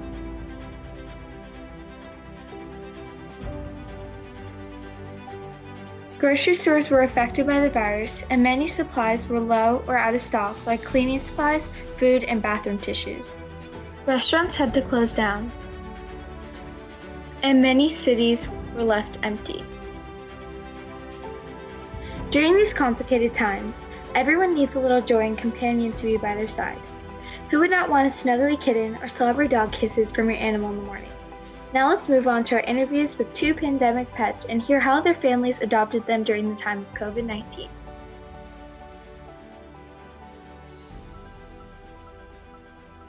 This is Maggie's story. We adopted Maggie when she was, I think she was around 7 months. And I think now she's 9 months old. We adopted her on December 8th. But they assume she's some type of German Shepherd mix. I think she definitely has some type of Australian Shepherd mix in her because just how she likes to play, you can tell she's definitely a herding dog. What she can do is we can get her to lie down, we can get her to wait, we can get her to sit, we can sometimes get her to shake, paw. Emily taught her that one. Okay, so how we adopted Maggie and how she became part of our family was that we've always been looking into adopting. So from the Sacramento SPCA, we learned that Maggie and I think a bunch of other dogs and puppies, I think maybe she was with 15 other dogs, were coming from Oklahoma. And that's then how we found out that Maggie was available to adopt through their website. It was just the perfect time and the perfect fit. And then just the appointment, I know that can be definitely a daunting experience if you really want to adopt for some, because if you really want to adopt a dog and then if you're not that first person to get that first appointment, more than likely, I think, if you really see a dog that you want on the website, if you don't have that first appointment, that dog might be taken. So it's definitely, we got lucky. We're both teachers, so we have both been working from home during this COVID time. So it's definitely helped, especially with the adjustment of getting a new dog, because dogs do take a lot of your time. So I think that's been a silver lining of anything of COVID, is that We got Maggie and we've been home during this time to train her, give her all the love that she needs. This is Sunny's story.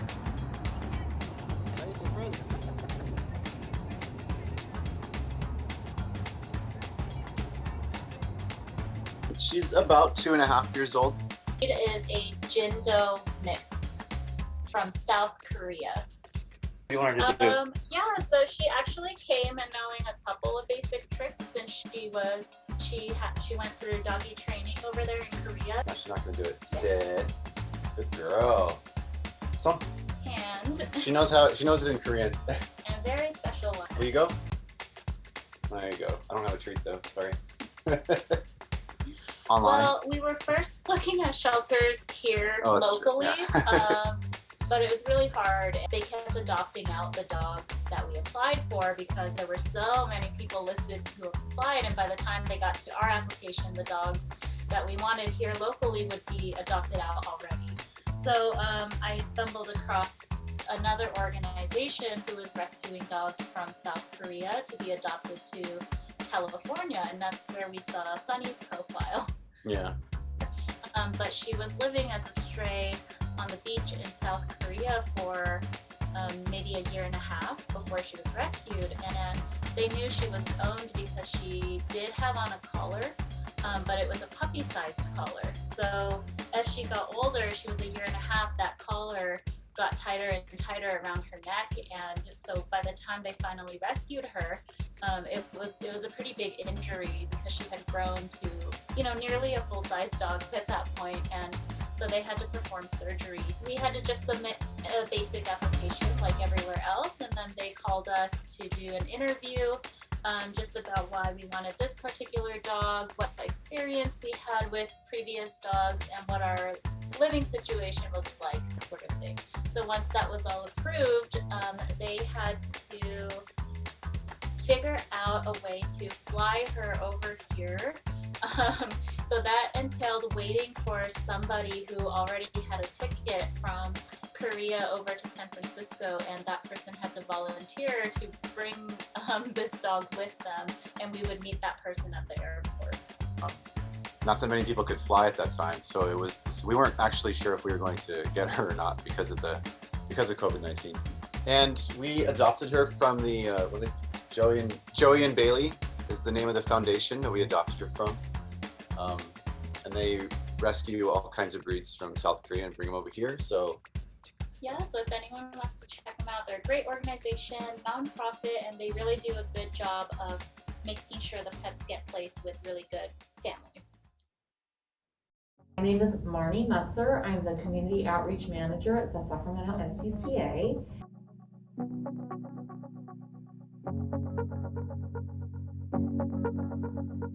I went to a local shelter called the Sacramento SPCA to hear more about their viewpoint of the COVID-19 lockdown. I talked to Marnie, which is the Community Outreach Manager. Her job covers everything from their Love on Loan, their pet therapy program, education program, the paw pantry, pet of the week segments, and mobile adoptions. I learned a lot of amazing information, but we're going to focus on two main points, which are which is a conflict and positive that occurred to the shelter because of COVID-19. So the first thing that affected us is that we had to completely shut down back in, I'll never forget the date, March 17th. So we had so much support from the community because we had to get the majority of the animals out of our shelter and into temporary foster homes.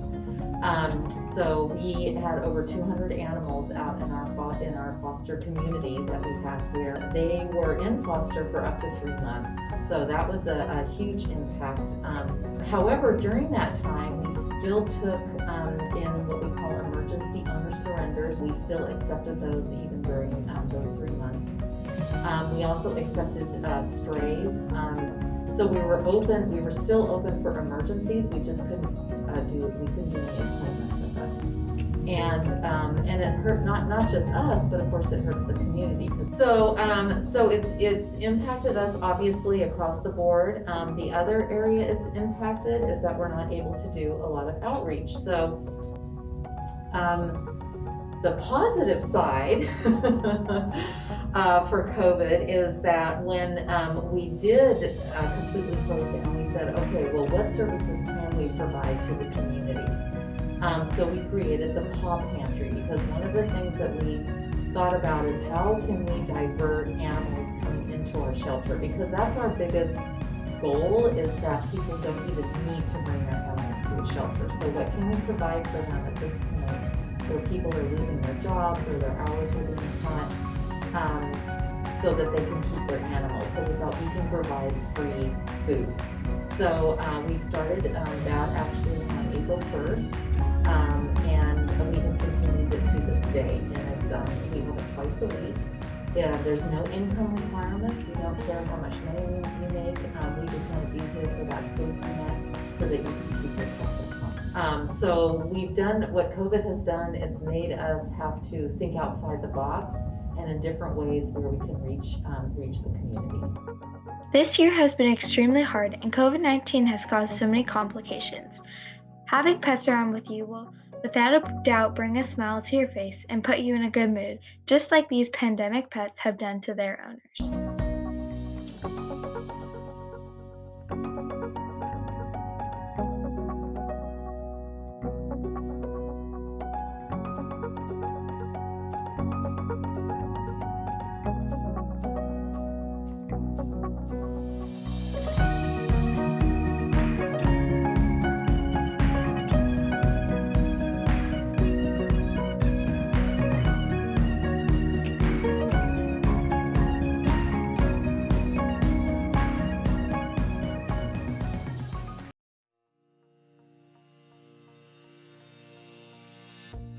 Quiz Bowl is a competition where two teams compete head-to-head to answer questions about various subjects, including history, literature, science, fine arts, current events, popular culture, sports, and more. It usually has a buzzer system, where players must buzz into the question being read with the correct answer in order to score points for their team. There are also often 3-part bonuses for the team who gets it right.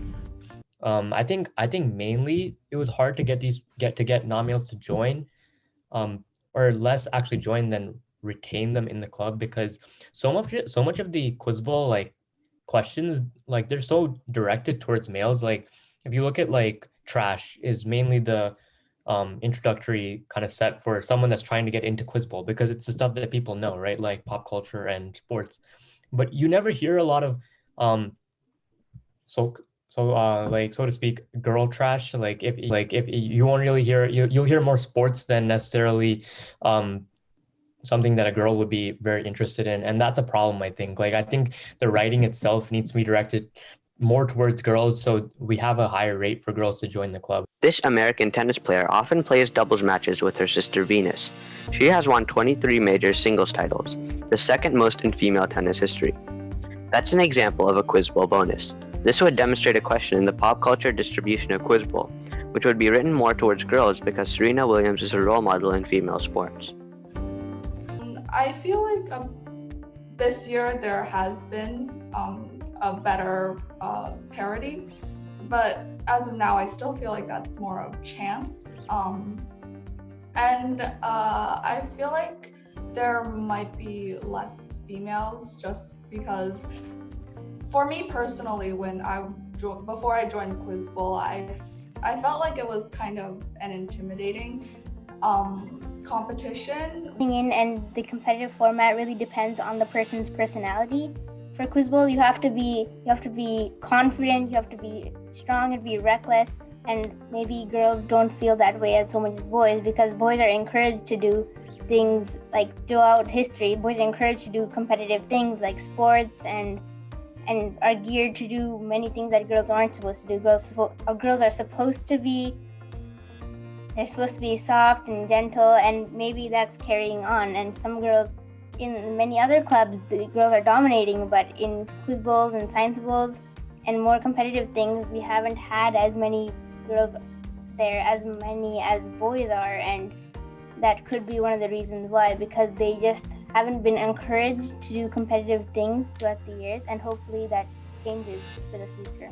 This year, as far as gender parity goes, we've been one of the better clubs in NJ or even the Northeast, because we have more or less gender parity. There is still, I think, a shift. I think there's still more males in the club, but it's not like anything egregious like the past few years.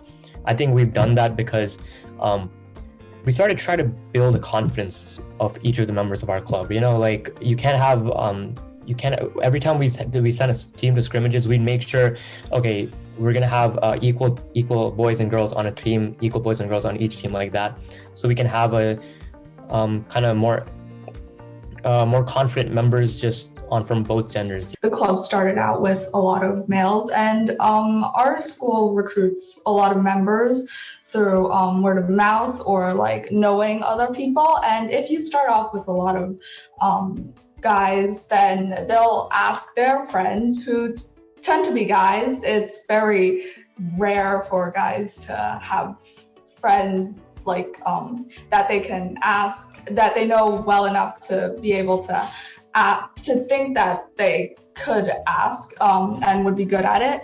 So I feel like that's a huge reason. According to Hardeep Gulati, the CEO of Power School, there is a lack of female mentors in the tech industry, leading to not incentivizing females to view it as a successful career path. This can also be seen in Quiz Bowl, where there is a lack of females in leadership positions, which causes females to think they can't be as successful in the activity.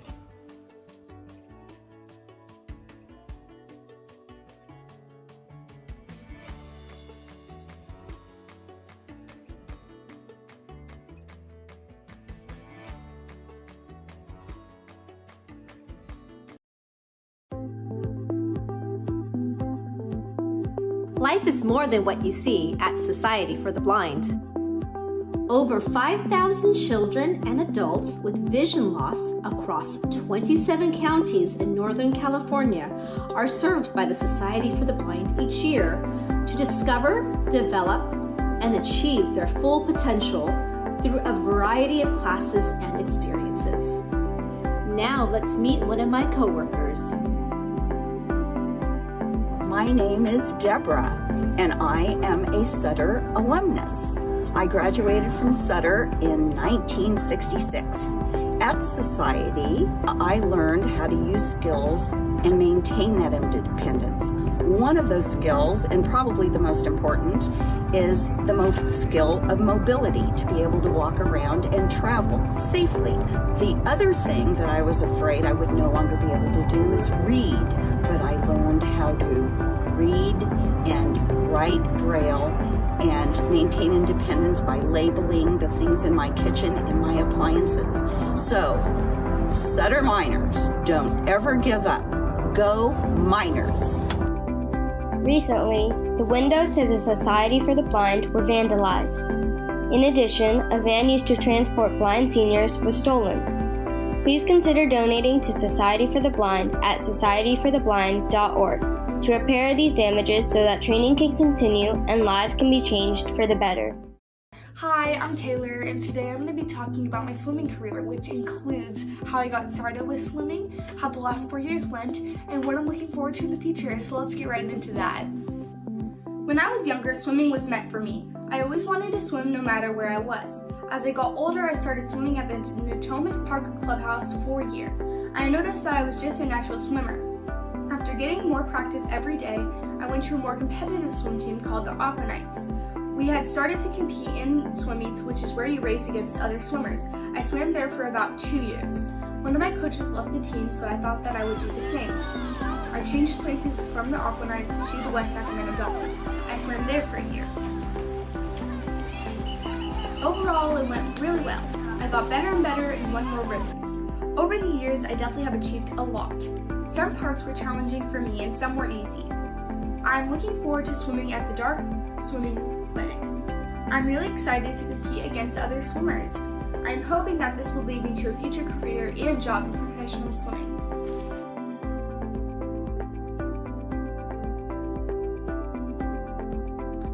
Taylor has always had the love for swimming or anything to do with water. She loves the ocean, bath time, ever since she was little.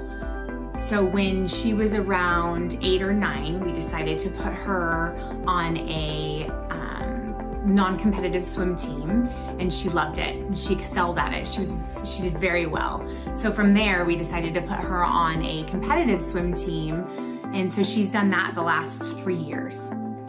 So when Taylor got in competitive swimming, she always just wanted to be in first place. She was super competitive with her teammates and herself. So as the competition got harder, we decided, and her coach decided, that she just needed to beat her own time. So then she was more in competition with herself. So she would know prior to the race and what particular style she was swimming. She would be like, okay, freestyle, this is my time to beat. And then when she would either beat that time or not. Taylor's a mentally strong person. For the most part, she's able to control her emotions, but on a rare instance, just like anybody, she can get frustrated. And she goes out there and swims. She's able to clear her mind and refocus and regroup, and then she's able to go back at it. As far as her emotions go, she definitely uses swim as a confidence booster and an ego boost, and she's able to have a good swim. Taylor's definitely a people person. She can get along with nearly anybody, and I think swim is a huge reason for that. She's learned how to make friends, how to maintain them, and it's brought a whole new group of friends into her life, which she obviously loves. And swim has just done so much for Taylor. Her health, mentally and physically, her confidence, her camaraderie. Swim has been awesome for Taylor.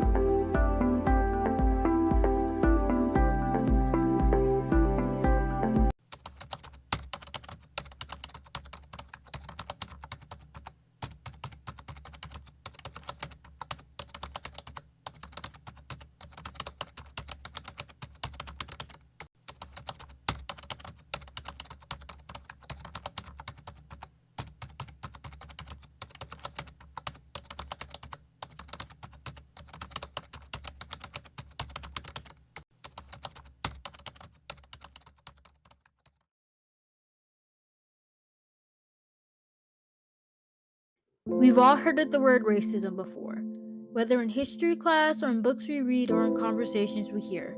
We heard the famous names of Rosa Parks, Martin Luther King Jr., George Floyd, and Breonna Taylor. We've heard of the civil rights movement and even lived through BLM protests.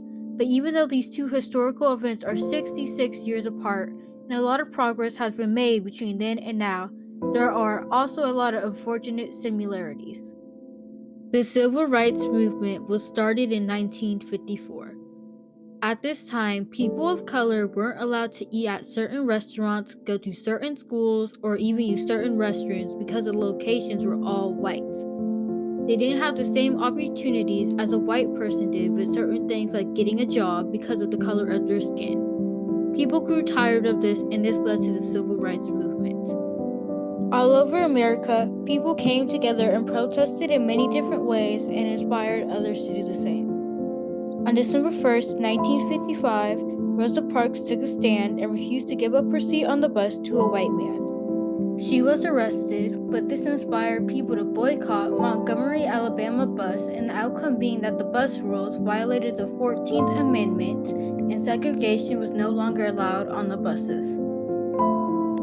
Another group of black people came together and had a sit-in in an all-white restaurant on February 1st, 1960. This became known as the Greensboro Sit-In. Word spread around quickly and more people came together and held sit-ins. There are also strong leaders and activists like Martin Luther King Jr. or Malcolm X who organized protests, or people like Ruby Bridges, who was the first black person to ever go in an all-white school, and by doing so, helped the civil rights movement take a big step forward. So many sacrifices were made during this time, and since then, we made a lot of progress. But currently in 2020 and the start of 2021, there are still outbursts of racism. On May 25th, 2020, another death of a black man named George Floyd occurred in Minneapolis. People across America were outraged. This was another example of police brutality against people of color. The next day, people in Minneapolis came together and protested against police brutality and for the murder of George Floyd. Word spread quickly through social media and other states started to protest for George Floyd. The movement also started to mention all the other Black lives that were lost because of similar experiences like George Floyd. The death of a Black woman named Breonna Taylor was also part of the Black Lives Matter protest. Breonna Taylor died on March 13, 2020, and was another case of police brutality. So many others spoke out during this time and supported the movement. People of all different races and from all different states came together and supported the Black Lives Matter movement. Although a lot of changes were made, racism is unfortunately still a thing and something that a lot of people of color experience, even when they're still children. What are some things that people are doing to help end racism, and what could people do to help? I interviewed my school's Black Student Union, or BSU, to see what are some things they do to battle against Hi, my name is racism. Layla Jones. Why did you decide to join BSU? Well, I decided to join BSU because in my elementary, it was majority white, Indian, and Asian. I am mixed, so I had my other side, but I wanted to see more of the Black side. And when I came to CAMS, it was actually really fun to like learn more of the culture in BSU. So that's probably why I joined it. Have you ever experienced racism? And if you did, what are your actions? Well, it's probably in between racism and assumptions. Because I remember one time in elementary, people stopped talking to me, or people didn't talk to me because they didn't think I was Black, or they didn't think I was Indian, because my hair wasn't kinky, or my hair wasn't straight, or I just didn't look Black or Indian. And now they started talking to me once they saw my dad. Because your dad's Black, so I could talk to you now. So it hurt, and my actions were I stood my ground and I told them, well, you don't know me, so you can't sit here and tell me that I'm not of that race. Do you have any advice for other students who might deal with racism? Stay strong. There's gonna be hate and judgment and racism in this world, so stay strong and stand your ground, and everything will be okay. My name is Ashley Patterson. Okay. So why did you decide to start/run this club? Well, I was actually asked to help out to Mr. Caston, and I felt like a sense of responsibility. I know that it's not a club that everyone can run, if that makes sense. I think that, especially at our school, being someone who is of color, being someone who doesn't fit like in a mold that most of our students fit in, I think it's nice to have a place where everyone's welcome, but this is a place where you are safe and you're recognized for something that might make you feel different sometimes. I love kids and I love being Black. So I think all those things together made it like kind of the perfect club to help out with. What are some things that you think students can do to help stop racism? Wow, that's a big question. Stop racism. I think that kids are the future. I really do strongly believe that. I think the problem is sometimes that kids have parents. I know it sounds bad, but I think a lot of times people just believe what they're brought up to believe. I know I have, for me personally. So I would say, okay, here's my answer. I think that it will just be being informed. Like, it's okay to like believe what your parents tell you to believe, but decide for yourself. Like if your parent says, oh, all Black people are like this, or all Jewish people are like this, or whatever, I would want kids to be able to recognize, oh, like maybe not everything I hear is true, and to make decisions for themselves based on their own experiences. And I think if everyone did that, like you can't say all Black people do anything because maybe it's just ignorance, right? So I would just say not being afraid to challenge what maybe they're brought up to believe or what they hear and see on TV, but making decisions for themselves. And I think that would be a step in the right direction. Do you have any advice for students who might deal with racism or might deal with it in the future? My advice, my advice is that my mom shared a quote with me the other day. She said that when someone says something negative about you, it says more about them than it does about you. And I think that's really true. I think that a lot of people like simple answers, like all Black people are this, and it kind of helps their world have order and sense. And I think it's sad. I think that when I see someone like that, like I get angry too, obviously, but it also makes me just be like, wow, like this person is missing out on so much because they're so closed-minded and so refusing to see the truth about the world. So to deal with it, I would just say, know that some people, this is gonna sound bad, but like some people just don't know any better. Like it's kind of like a little kid like stumbling around for the first time. Like they don't, some people refuse to know better, and that's not my business. Like all I can do is be my best self, be my best me. And if someone chooses not to see that, that's their loss, because there's a lot of amazing things that all races contribute, and we should see color because we're beautiful and unique, and that should be celebrated, not ignored, and not like acted like it's not a real thing, because it is. I see it, and so should everyone, but celebrating it. My name is Keyshawn Caston, and I'm a counselor at Beyond Middle School. What is your vision for the future of BSU? First of all, we started off as we wanted to keep it small. Didn't want to keep it small, but it was kind of nice that it was small. So we get a great core of kids. I mean, our president, you heard her speak earlier, she is phenomenal. But the vision, the purpose is to get this out there, to have more kids join BSU, have more people understand the Black culture, and understand that just because it says BSU is a Black Student Union doesn't mean it doesn't involve everybody. Just like Black History Month, it just isn't just for Black people. It's not just our history, it's all our history. So if we can get out there and touch more people and bring more people into the mix, the more they're gonna understand us. How have the recent protests in 2020 affected you or BSU?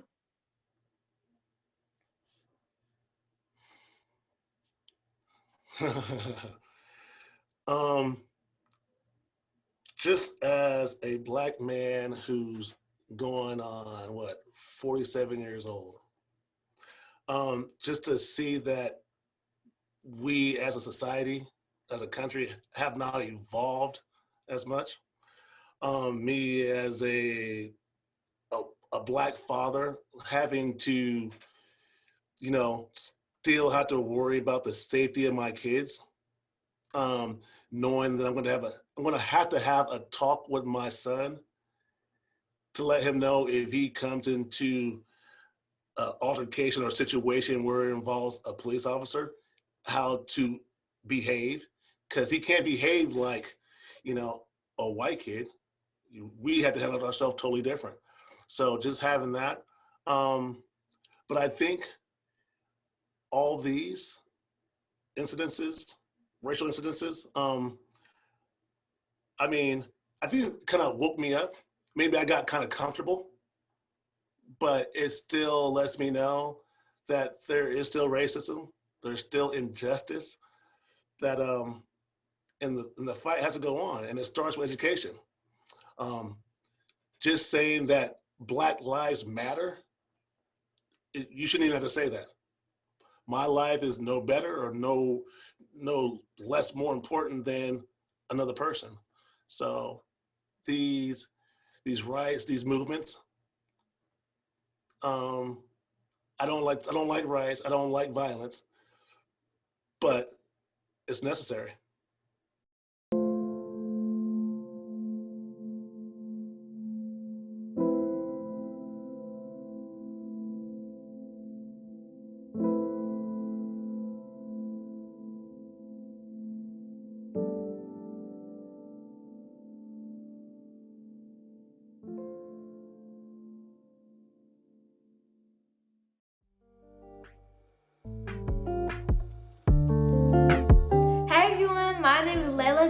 And I created this documentary about mixed kids because I feel like mixed kids are going through so much right now, and like me, it's really tough. So I wanted to make this and interview a bunch of people of what they thought, and to other mixed kids around the world to say that you're not alone and other people feel the same way that you feel. My name is Layla Jones, and I'm mixed with Black on my dad's side and Indo-Fijian on my mom's. My name is Nasiha, and I am mixed with Bosnian for my mother's side, and then my father is Black, and he is Nigerian. My name is Seisha Teagues, and I am mixed with Black, Mexican, and white. I am Shaylin Jones, and I am mixed with Black and Japanese. Hello, my name is Jacob Jones, and I am partially African American and Indian. Hi, my name is Trinity Haynes, and I'm African American and German. Hello, my name is Gabriel Jones, and I'm mixed with African American and Indian. I'm Whitney Allen, and I'm mixed with 3/4 Black and 1/4 white.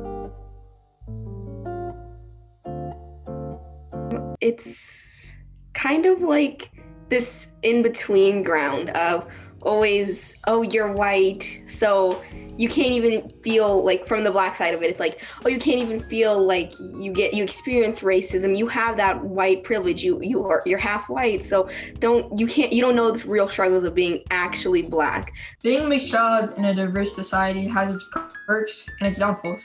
For example, I've been to many different stores and I've been labeled or people have been confused of what really am I or what race I am. But at the end of the day, I choose to push beyond the challenges. In today's world, I think it's more acceptable to be mixed. I know in the past, it causes some problems, maybe some discrimination on both sides.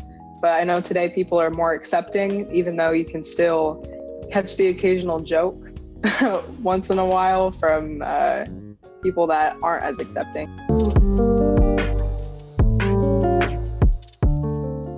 Trying to fit in, because if you don't fit the stereotypes of either group, they'll treat you like an outcast, and it's very hard to fit in with those kinds of groups. Is my hair. I say that because I look at my Black side of the family and they have that kinky, curly hair, but me, I have biracial hair. It's big, it's thick, it's somewhat curly, but it's not like theirs. My struggles all center around how people perceive me. It's all about what people judge or how I feel people judge me. For example, given that I am Black and Japanese, I have an insecurity that I don't look Japanese. And so whenever I am trying to learn the language, whenever I show pride or interest in the Japanese culture, I feel like people perceive me as an outsider looking in instead of an insider, just trying to find pride in it. And so that's the biggest struggle, is people's, or what I think to be people's judgment and perceptions of who I am.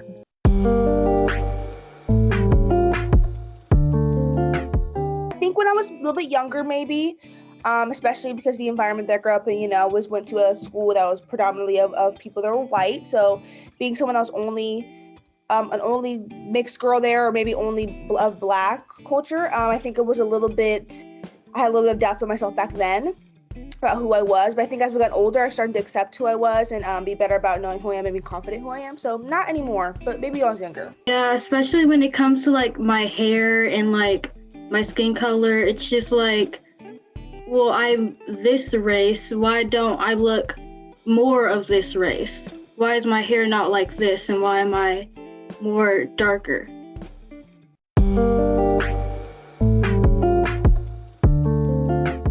Advantages of being biracial is the fact that you get food, all kinds of food, and you get to see your different family, what they do, the traditions, and everything that comes with it. So I'm really grateful to be mixed.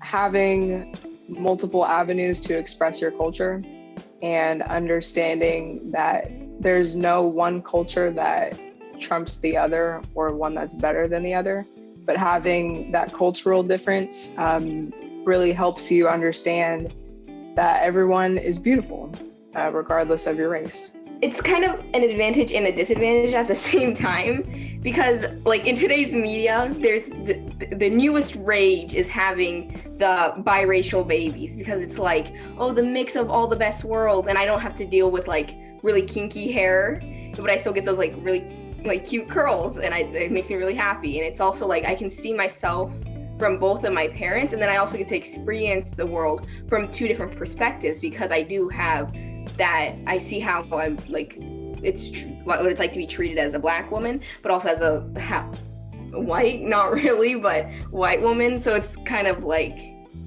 those two different sides of it.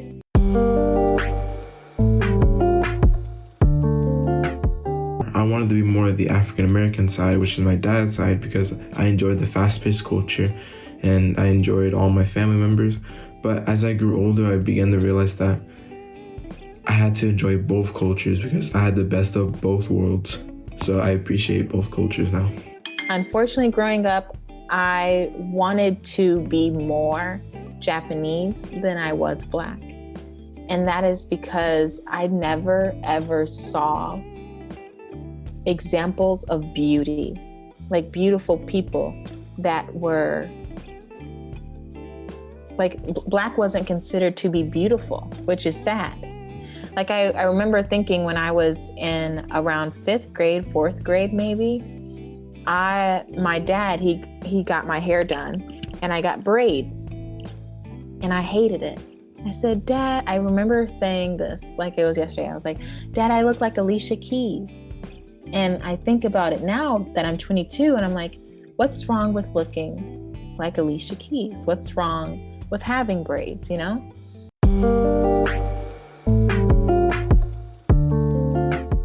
To stay strong and have confidence in yourself. Being mixed is something that you should be grateful for. Love yourself and appreciate what you have, because that's the most important thing. Don't take yourself for granted. Be yourself and know that your value is beyond your race. Just try to be yourself and don't try to fit in with certain races or groups. Just have confidence in who you are. Don't be scared to explain. Just keep moving forward, because in the end, people are all the same. Love yourself. That's so important, because you might look at other people and be like, why can't I be like them? Why is my skin so dark? Or why is my skin so light? Why am I not enough of one side? But you are both two different worlds combined, and you have so many different opportunities because you get to have an experience of not only one culture or one view of life. Yes. And as I give this advice, I am still learning this advice. Advice that I would give to any mixed child, mixed adult, mixed person, whatever, is that boxes are boring. Trying to fit into what Black sounds like, or what is Blackness, or what is Asian, what is Hispanic. Trying to fit into those boxes and assumptions of what people have placed on people for years, decades, is exhausting, and it doesn't matter. My advice would be to be confident in it, because it's a beautiful thing to be mixed. It's a beautiful thing to be part of multiple cultures. There's no shame in that. There's no wrong in that. And it's okay to represent two things and to be proud of both things and to walk proudly in both. So just be confident in yourself, because being mixed is a beautiful thing. It's nothing to be ashamed of at all.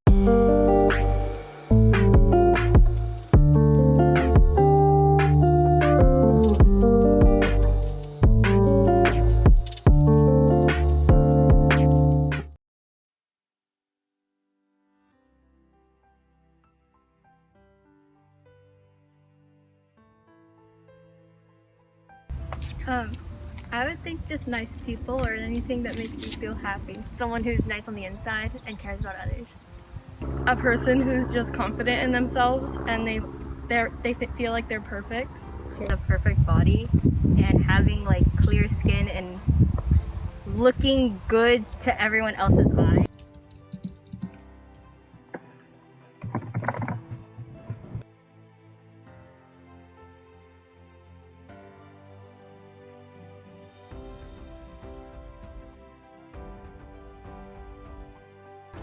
Acne, braces, and sometimes weight. I have really small lips and I have a weird nose too, and I'd like to fix that. Or like, I don't know with what. And I also have really bad skin. It's really dry and my hair's really dry too. And I wish my hair were thicker, and like I wish I were skinnier overall. I feel like I need to work out because I have thicker thighs and a thicker upper arm. And also I do have a lot of acne and I want to clear that up. I don't like my rib cage, but I can't fix my rib cage unless if I like break it, and I don't want to break it. So I wish I were like a little skinnier. It's basically my whole body, because standards of beauty change. I wish that my body would be like taller and skinnier.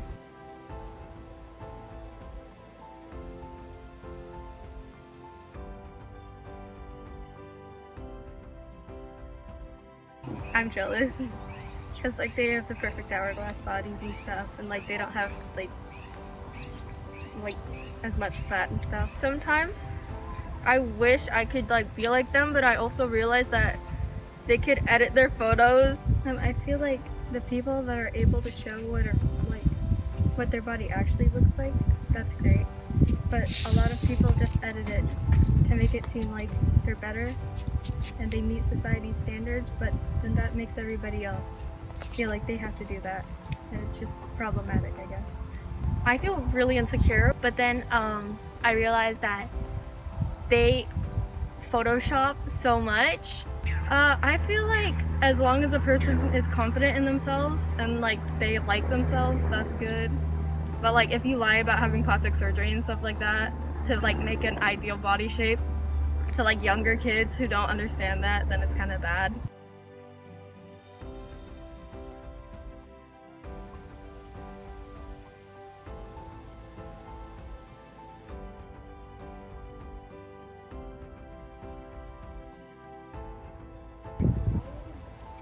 Depending on how I dress that day or how I might feel that day, sometimes I can range from maybe like a 4 to a 6. It kind of ranges from like either a 3 to a 7 maybe. It depends on what I'm wearing or my mood that day, but probably like a 6. If I'm alone, then maybe like a 2 or a 1. Then if I'm with people I'm comfortable with, then maybe a 4. I would say like 3 to 4. It depends on what I'm wearing, but normally it's 3 to 4. I think around people that I know, most people, it'd probably be lower than normal, but normal it'd be like 3 maybe.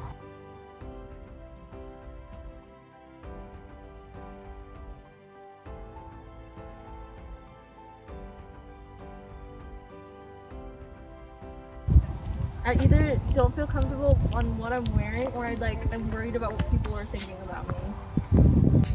Because I just feel weird around people because I don't know like what impression to make. It's not a 10 because it's just that other people are so judgmental of what you wear, and they think to themselves and they stare, and even though they don't say it to you, you can just feel that they're looking, and you don't want others to think badly of you. I want them to think good things about me, but I feel like then that just makes me feel super self-conscious and not myself. I feel like it's not a 10 because now that it's 2020, style and fashion has really changed, and I'm not really a stylish person, and I don't really go in with trending stuff. It's more of just whatever's in my closet and whatever I feel like will look fine enough on me to wear in public. Because people like they stare at you, and like because most of the time I'm not wearing like jeans and a t-shirt or something like that. Even like not that that's bad, that's beautiful, that's amazing, everything is amazing, but like then people who are like kind of judgmental, they look at you and they like make dirty looks and stuff, and that makes me kind of feel bad.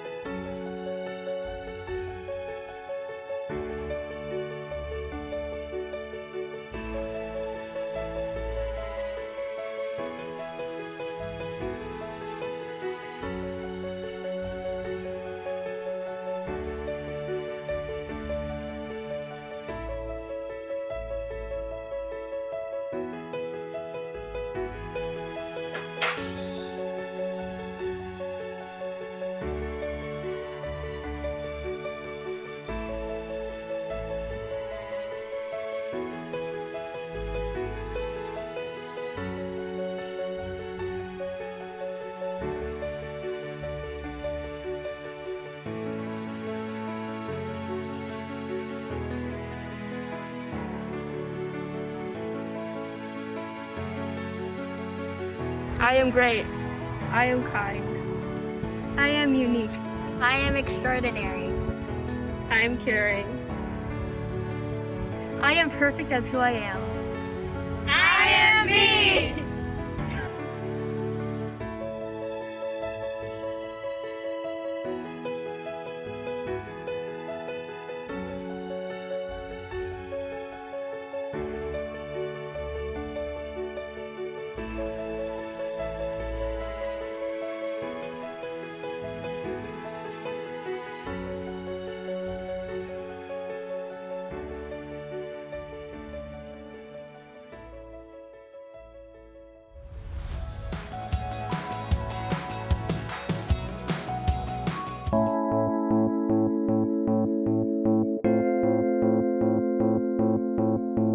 The only way to connect with the outside world is through social media.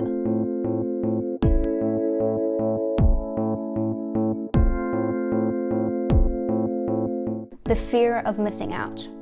FOMO, one of the greatest reasons as to why we endlessly scroll through social media.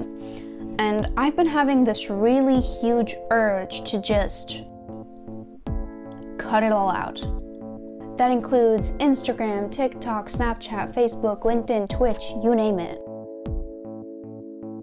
However, I will be making an exception for videos that are on YouTube because that's what I mainly use for school videos and workout videos. Other entertainment videos are completely eliminated. I hope that I will be able to. My prior look at others doing the same challenge gave me these expectations. The first week I will be anxious, reaching for my phone often. I will be busy condensing activities in my day but become bored as time goes on. I will be able to sleep more. I will be making small changes in my diet. I will work out almost every day, and I will become more focused in school. So was I completely wrong, or did I hit the nail on the head? Feeling anxious.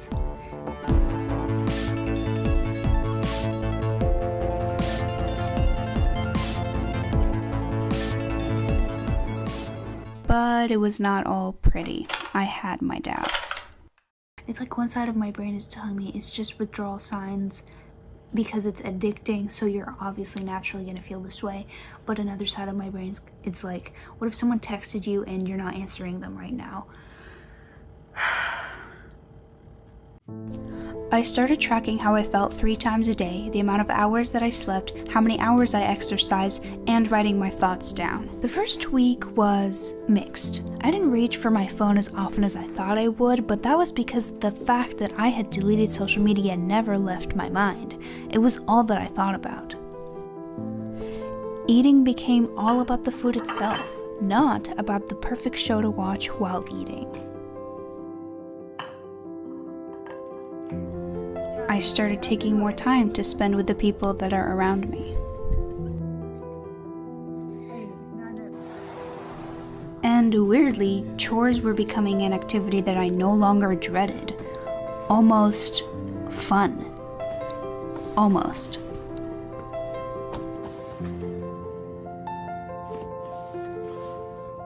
The second week hit pretty hard. I would say it was the time when my emotions really peaked and when I started allowing myself to finally sit down and think.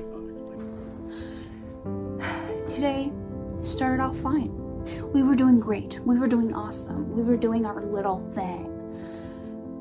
And then as, the night rolled through, I started feeling a little bit more anxious.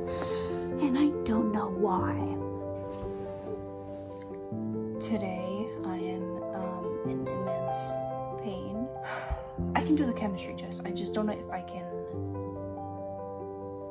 work out.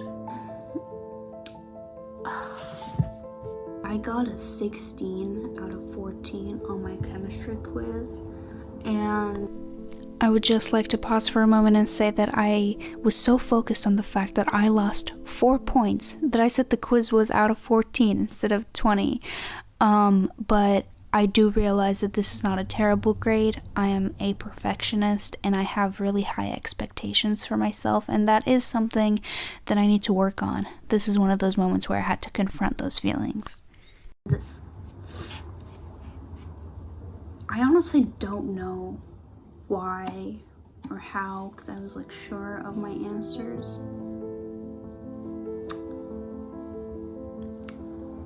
This is one of those moments where I have to distance myself from my grade because I know it doesn't represent me.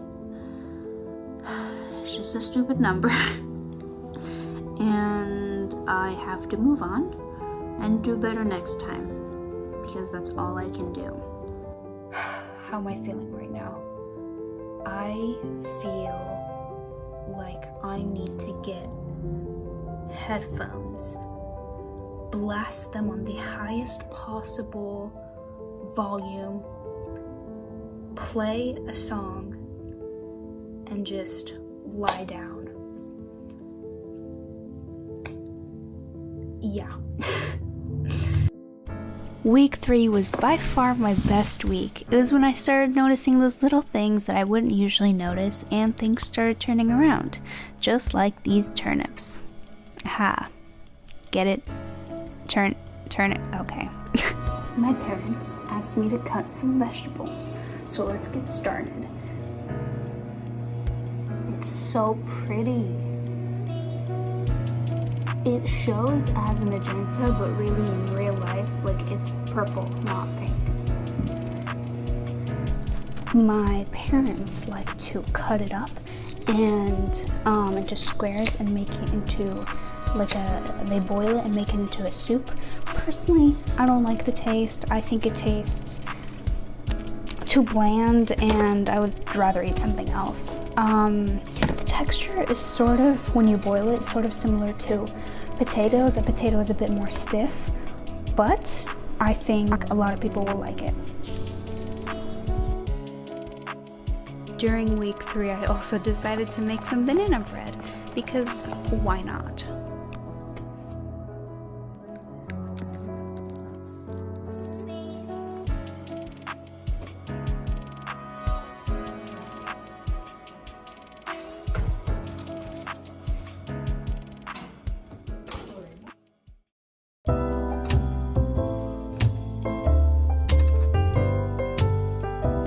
Okay, so here we are, day 21. What is the conclusion? So I didn't exactly hit the nail on the head. I more so tried to hit it, missed, and then tried again until I hit it. Week 1 was me trying to compensate for the fact that I didn't have any distractions, and so that's why my withdrawals hit on week 2 instead, which was when I ran out of things to do. It was uncomfortable, yes, but did my issues get resolved quicker because I forced myself to sit down and think about them? Yes. Week 2 was also when I allowed myself to watch Netflix. Moment of weakness, I know, but it only decreased my productivity by a little bit, not as much as raw social media would have. So that was when I realized, balance. We should have balance. What an idea. Who would have thought? And so that was all that week 3 was about, me trying to balance everything out. I put things into 5 categories: workouts, health and diet, mental health, sleep, and focus in school. Now that I didn't have an excuse to procrastinate, I just worked out. I didn't work out every single day, but it was more than usual for me. I used to do it only for school assignments, and now I do it on my own free time. During week 3 was also when I decided to start running. I decided to put the stress and shakiness that I was getting into something that was more useful, which was running, so that my body was too tired to feel anxious. I worked out a total of 483 minutes, which I know is not a lot, but it was more than usual for me. Okay, so health and diet. My goal wasn't to gain muscle, wasn't to eat healthier, wasn't to lose weight or tone up. I didn't have any goal when it came to my meals. My initial weight was around 140 pounds, and by the end, which was today, I weighed at around 136 pounds. I lost weight because, well, yeah, I was working out, but I also subconsciously made healthier decisions.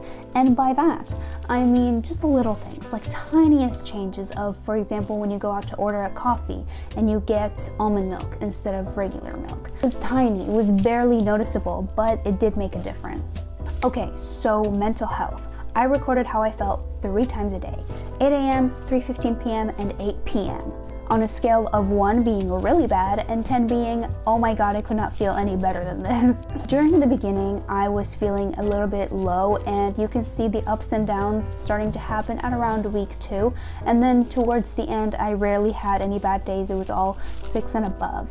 Seems as though I felt better during the day, which was around 3:15, rather than when I was cranky in the morning or when I was really tired at night. I also journaled a lot. I didn't force myself to sit down every day and write. I just wrote whenever I felt like it so that it was more genuine. Okay, sleep. I recorded how many hours I slept every single day. 6 hours or less that I used to get, I now get 8 hours or more of sleep every single day. I didn't feel the need for so much coffee to shock me awake because I was already going to bed early at around 9, 10, or 11. So focus in school. I started completing my assignments a little bit earlier than I used to. I used to start my assignments at like 11:30 p.m. and then end them at like 11:58. I was racing with time. I still hate math, so that did not change. But instead of going on my phone during class, I was being forced to listen now. And I was being forced to take notes, and I did find out that if you actually listen and if you actually focus, time will go by faster. Pro tip.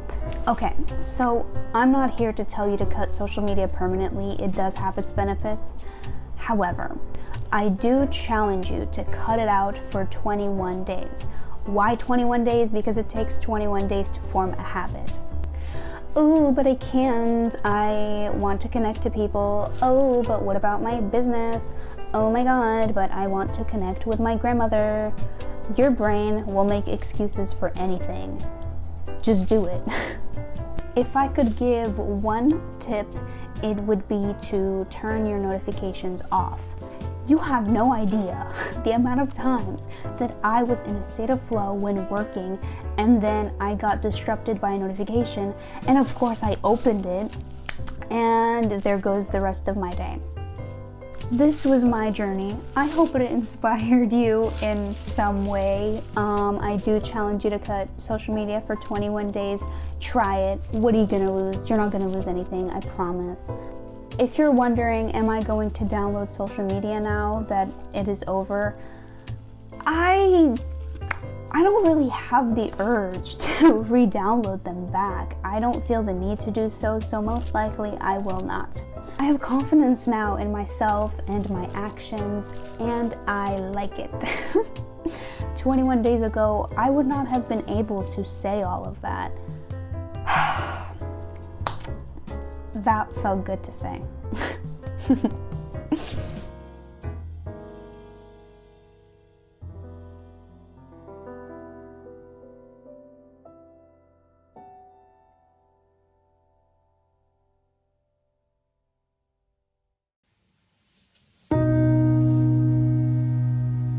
Until either you're gone or your actions match what your people are asking you to do, your citizens won't have any words for you.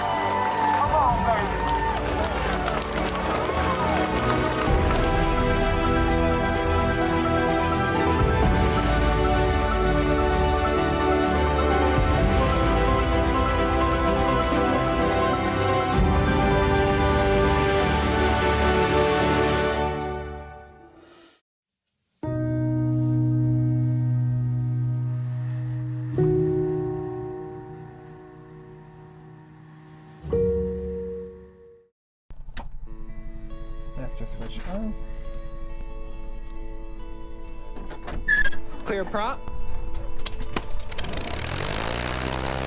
People ask me all the time why I love to fly. Honestly, it's just a feeling. Flying is one of those things that is just incredible. The rush of excitement as you speed down the runway with the ground slowly escaping is like no other. When you're in the air, life has a new perspective. All your problems float away as you enter this 3D world. Hi, my name is Carson, and if you want to learn how to fly an airplane and soar among the clouds, I'm here to tell you how. Becoming a pilot is easy with enough commitment and passion. And while the price tag might seem a little intimidating, there are a lot of organizations and groups out there who are there to help. However, we'll talk about that later. For now, let's discuss what it really means to be a pilot. As pilot in command of an aircraft, you have the total responsibility for the safety of you and your passengers as you navigate airspaces, understand weather, talk to air traffic control, and so much more. Now, I know that seems a little overwhelming, but it's okay. Any flight school you go to will train you to the highest standards that you will be very proficient in knowing how to fly an airplane, and then anyone can become a pilot, just like me, a high school student. The first step to getting your license is finding a school. In the Sacramento area, there are many schools. Sacramento Executive and McClellan are just to name a few. Now, these schools will help you train and go over all the groundwork and everything that's required to get your private pilot's license. I am part of the Flying Panthers Flight School here at McClellan Field up in northern Sacramento, and I actually had an interview with Cliff Young, the president, to talk to us more about what exactly it means to be a part of a flight school. Cliff? My name is Cliff Young. I'm president of Flying Panthers Flight School in Sacramento. We're based out of McClellan Airfield. Flying Panthers is a nonprofit flight school. So we're a Part 61. Two kinds are a Part 61 and a Part 141. The difference is you have to ask yourself if you are, what your desire is ultimately. If you want to be a professional pilot and move into the commercial aspect of flying, that's a Part 141 usually. If you're interested in recreational enjoyment of flying, then you generally choose the Part 61. It'll take between $10,000 and $12,000 is basically a good ballpark for that. Some people can get it done for a little bit less, some for a little more, but that's pretty much what you're looking at. Where's the closest? You know, there's airports, large and small, and 141s are in both, and Part 61s are in both. So proximity to where you are, a familiarity with the area, and comfort zone you have with your speed of learning. The aviation community is a rather tight-knit group, and they take care of each other, and they're very interested in bringing people into the fold, as it were, because we love to fly, it's in our blood, and we think everybody probably would enjoy it if they're given the opportunity for the experience. So I think general aviation is a thoughtful group that really wants to see aviation be available for everybody and have everybody experience it. Anybody who's interested in flying, take a discovery flight and just go with an experienced certified flight instructor at your school of choice. Just experience it, see how it feels to you, and decide at that point, because you really can't make a determination without having the experience being in an airplane and talking to somebody. Thank you, Cliff. Once you find your school, you want to reach out to them and see what it takes to get your training started. At these schools, they will show you everything you need to know about ground and written, along with flight training, your first solo, cross-country solo, and so much more. Their job is to prepare you for the private pilot check ride, where an examiner will observe your abilities as a pilot to safely navigate the sky. However, it's important to note that it's going to take a lot of hours of practicing and studying to get your license, but with the right determination, anyone can become a pilot. People come up to me a lot and say, Carson, I don't know much about aviation or where to begin. Well, what's really special about the aviation industry is that it is extremely inclusive and welcoming, especially for new pilots. However, there are a lot of organizations out there like the Experimental Aircraft Association, AOPA, and so many more to help new pilots get off the ground. I sat down with Gil Wright, the president of EAA Chapter 52. Gil? Gil Wright. I'm the president of EAA Chapter 52 here in Sacramento, and have a great passion for supporting youth about aviation. Well, EAA is a national organization that was founded over 60 years ago, and it's been a very important force within aviation. And during that time, they've helped aviation grow and support much of what is general aviation. It's always been it's a village, and people who have the dream of flight will oftentimes come to airports. And people who have learned to fly, somebody had to teach them. And so everybody's looking of ways to paying it forward to those who have the interest and the passion. Decades ago, kids who were interested about flying would go to the airport and they'd say, sweep the hangars out, clean the airplanes, and exchange, taking care of airplanes for rides and get their private pilot's certificate at that time. The one thing that I've come to realize and appreciate about aviation is that you can never learn it all. And if you're curious, your curiosity will take you to wherever you wish to take it. And there's a number of organizations that you can do things like EAA has a program called the Young Eagles, which is where kids who from age 8 through 18 are able to get their introductory flight on a small airplane. Then you can get a certificate for your first introductory hour in an airplane. At many of the flight schools, Sacramento Executive Airport has a number of flight schools. Lincoln as well as Auburn have flight schools. And you just kind of go see what local airports there are and see what's available. Aviation's an amazing journey, and keep in mind that when you travel 1 mile on a road, you've traveled 1 mile. If you travel 1 mile from an airport, you can fly to anywhere on the planet. Huge amounts of aviation there. Interesting piece about Sac City College is that the founder of Sac City College, Hilton Lusk, he actually saw the Wright brothers flying circus in 1910 as a kid. And he was so inspired by that, he learned how to fly, and he actually helped set up and establish Sac City College's aeronautics programs in the late 1920s and early 1930s, so people could learn how to work on airplanes and fly them. That's a resource here in Sacramento that it's always, you never know where aviation is going to take you, nor, more importantly, where an inspiration may take a youth. But I strongly urge families to embrace that exploration because it'll change your family. It'll change your child's future too. Flying has been a dream of mine for a long time. I plan to continue my career and one day become an airline pilot. But before I leave for college, I want to share the joy and excitement of flying high above the clouds. Looking down at everything and realizing that all the hard work was worth it. Anyone can be a pilot, so if you've ever had an interest, I encourage you to look into it, and maybe you'll find that same love and passion for aviation as I have. We are here to support you. See you in the sky.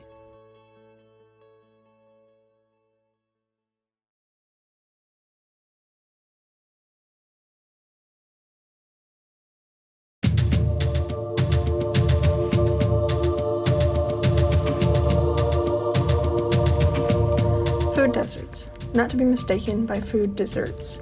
No, this is a food desert, defined as an area that has limited access to healthy and quality food, and their nearest grocery stores are usually a mile or further away. This issue widely affects certain regions in America, regions as far as California to Louisiana. One particular area that is locally affected is Oak Park. I first heard about this issue through my sister. She was talking to my father about her Intro to Human Services class that she was taking at the time. She was saying that there was a story of a woman that lives in a food desert in South Memphis. The stores that they had around her were just liquor stores, and all they had to offer was junk food and tobacco.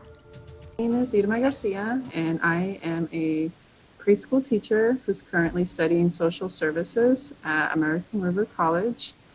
I am planning on transferring to Sac State to further my education and study more on family and human development.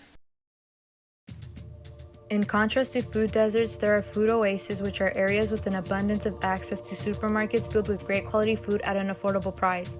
These stores would be most commonly known as Trader Joe's, Safeway, Whole Foods, etc. But the reason there aren't fresh foods in those communities is because it's grocery stores that don't want to invest in those communities that don't have, they're not communities that they will thrive on. The grocery stores will want to build in Land Park or in North Natomas, in communities where people have money.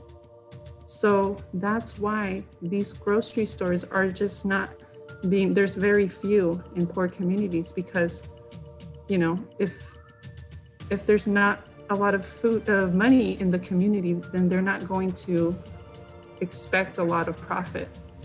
There are many struggles in this concept, and many aren't aware and do nothing to change this homogenized issue. It is said that this is part of the systemic oppression in areas that have low-income housing. According to foodispower.org, the main ethnicities affected by food deserts are Native American youth and African American and Latinos of all age groups, with these groups suffering disproportionately at higher rates of type 2 diabetes compared to whites. With this said, it's just proof that it targets certain ethnicities of color.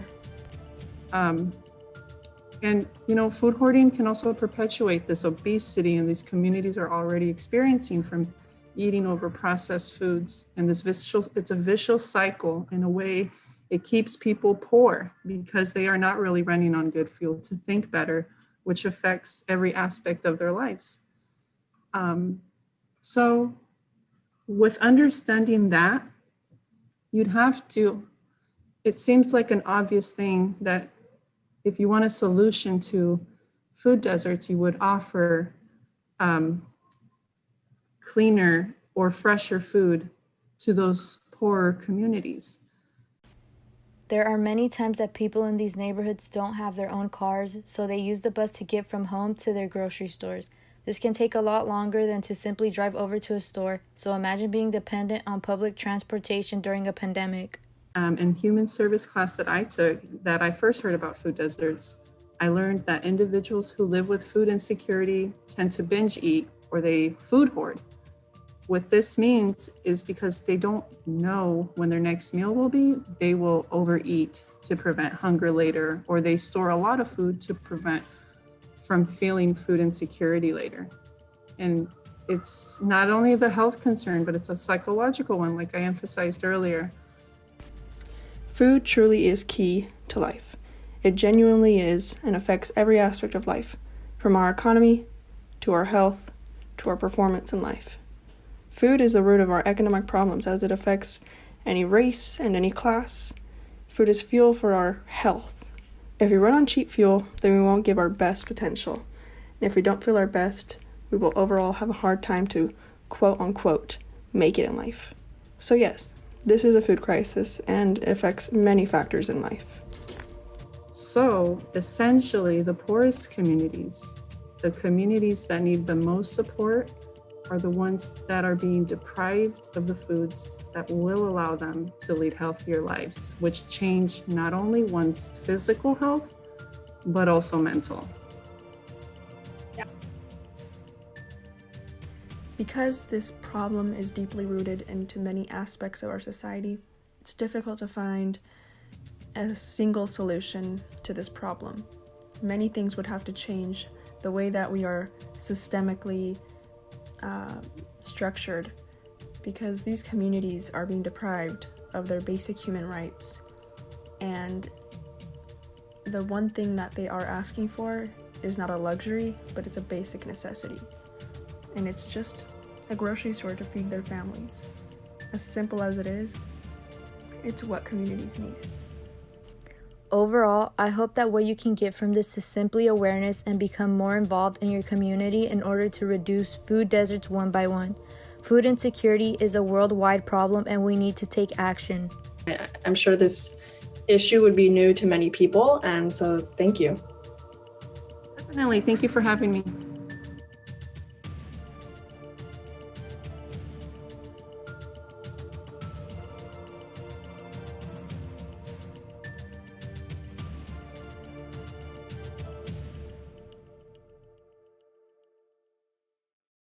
The ugly truth is this: healthcare is not treated as a human right in the United States of America.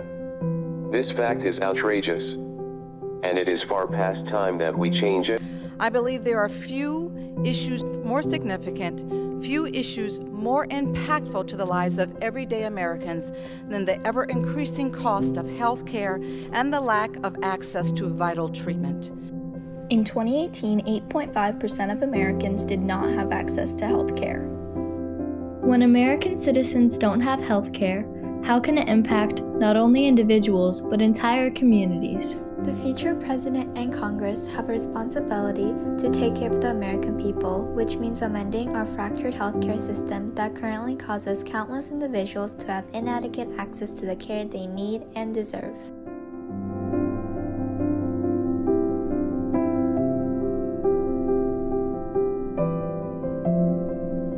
We have to think about how our healthcare system evolved. Here in the United States, we actually developed an employer-based approach to healthcare that happened during World War II. The way businesses attracted people to work in their factories during World War II was to provide them healthcare benefits, and then after the war, essentially that became the norm. 49% of Americans get their health insurance from their job. Due to the COVID-19 pandemic, about 14.7% of Americans lost both their jobs and their health insurance. This system that we've had since World War II of connecting our health insurance or our health security to our job is not the optimal system that you would design if you were designing one for the 21st century. When you talk about why people can be employed and not have health care, well, that's because the employers have decided that for their employees that's not something that they need to provide, and because there's no requirement for them to provide it. You know, employers and workers together have to pay for health benefits for most people, and the more money that they're spending on healthcare, that's the less money that they can pay people in wages. It's less money that they could invest in other parts of their company. Government's played a major role in providing people access to health care through programs like Medicare for seniors and Medicaid for people who are low income. There are a few initiatives, including Medicare for All and the public option, which have been proposed to increase healthcare accessibility in the U.S. Well, Medicare for All would basically, in theory, take the Medicare program that's very popular, that serves about 60 million seniors and people with disabilities, and expand it to everyone. Joe Biden's primary campaign promise regarding healthcare was to push for the public option. A public option would create a government-type program like Medicare, like Medicaid, and make it more available. Right now, you have to meet certain qualifications to get into any of the government-provided health programs. A public option would make it much easier for people to get into government-paid healthcare. The United States spends more money on healthcare than any other rich country in the world. And for that, we don't get particularly good results or outcomes from it. And it doesn't pay for value. The Affordable Care Act, passed in 2010, was one of the most impactful changes in the U.S. healthcare system. Now, the Affordable Care Act expanded Medicaid coverage, the income limits for that, up to a certain limit. So we still have 14 out of our 50 states that have not expanded Medicaid. So if you live in California, people can get Medicaid up to what's known as 134% of the federal poverty level. Here in California, since we embraced the ACA, we've reduced our uninsured by over half.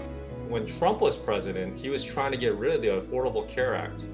Now that Biden is president, Affordable Care Act will definitely stay, and most likely it'll be stronger. But what's really gaining traction among the Democratic electorate, I think, is this idea that the Affordable Care Act was a really good starting point.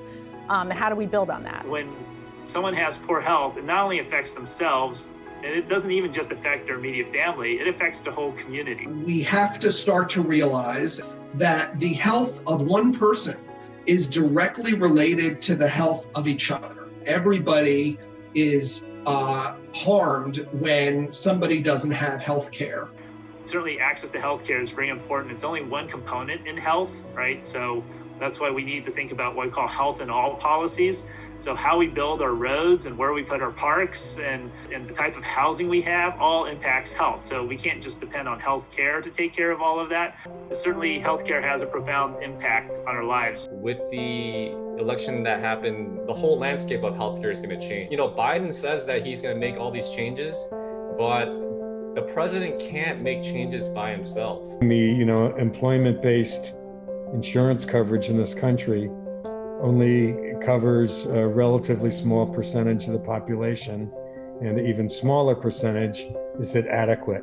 The crux of having healthcare trickles down into almost every aspect of one's life. And people should never have to make the unthinkable decision about whether to purchase their medications or to put food on the table or gas in their car. This is an absurd way to run a healthcare system. People are paying too much.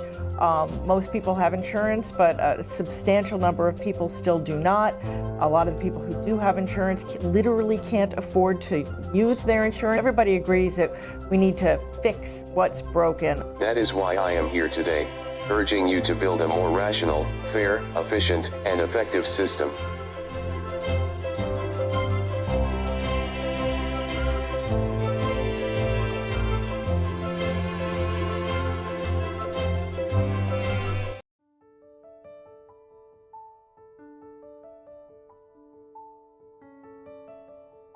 My name is Sydney Bowen, I'm 17 years old, and I have Turner syndrome.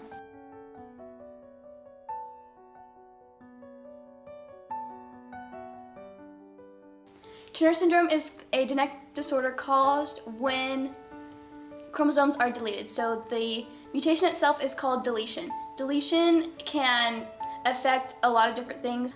With Turner syndrome specifically, you are lacking a lot of growth hormones, so short stature is a big deal with Turner syndrome. It's in about like 70 to 80% of all Turner girls have short stature, so it's a big deal.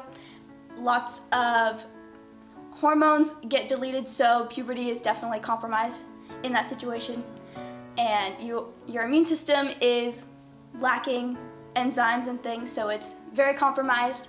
You're susceptible to obesity and diabetes and cancers and heart conditions and kidney failure. So there's a lot of different things that it can affect, and there's also things with the brain. So there's a lot of learning disabilities, depth perception, so driving is very difficult, and like puzzles and things like that are very difficult for the brain, and it just can take control of every part of your body, both physical, mental, emotional.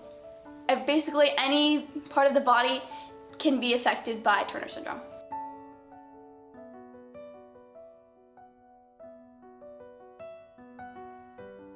I was diagnosed in 2015, so I was a few months shy of being 12 years old, and growing up, they never really suspected anything. I was always shorter than my classmates, but kids are small, and so it didn't really become a problem until like 5th or 6th grade. They were a little bit concerned about my height. They're like, all right, well maybe she'll hit that, middle school growth spurt and she'll be back to normal.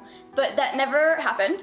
I'm still the same height pretty much as I've been since around that time, 6th, 7th grade. And they went in and they kept looking at my growth chart and they were a little bit concerned. But what really pushed us to find the diagnosis was I grew a lump on my chest. It ended up being an extra bone, and they were a little bit concerned about that because it just kind of came out of nowhere, and they looked at that, made sure it wasn't cancerous because it was a lump at the time. They weren't sure what it was. They also looked at my bone structure, and bone structure is a huge thing with Turner syndrome, so that also played into it. And looking at the extra rib, I was diagnosed with a mild case of scoliosis as well, which is a huge deal in Turner syndrome as well. They took my blood, and a couple days later, they called my parents and I was diagnosed.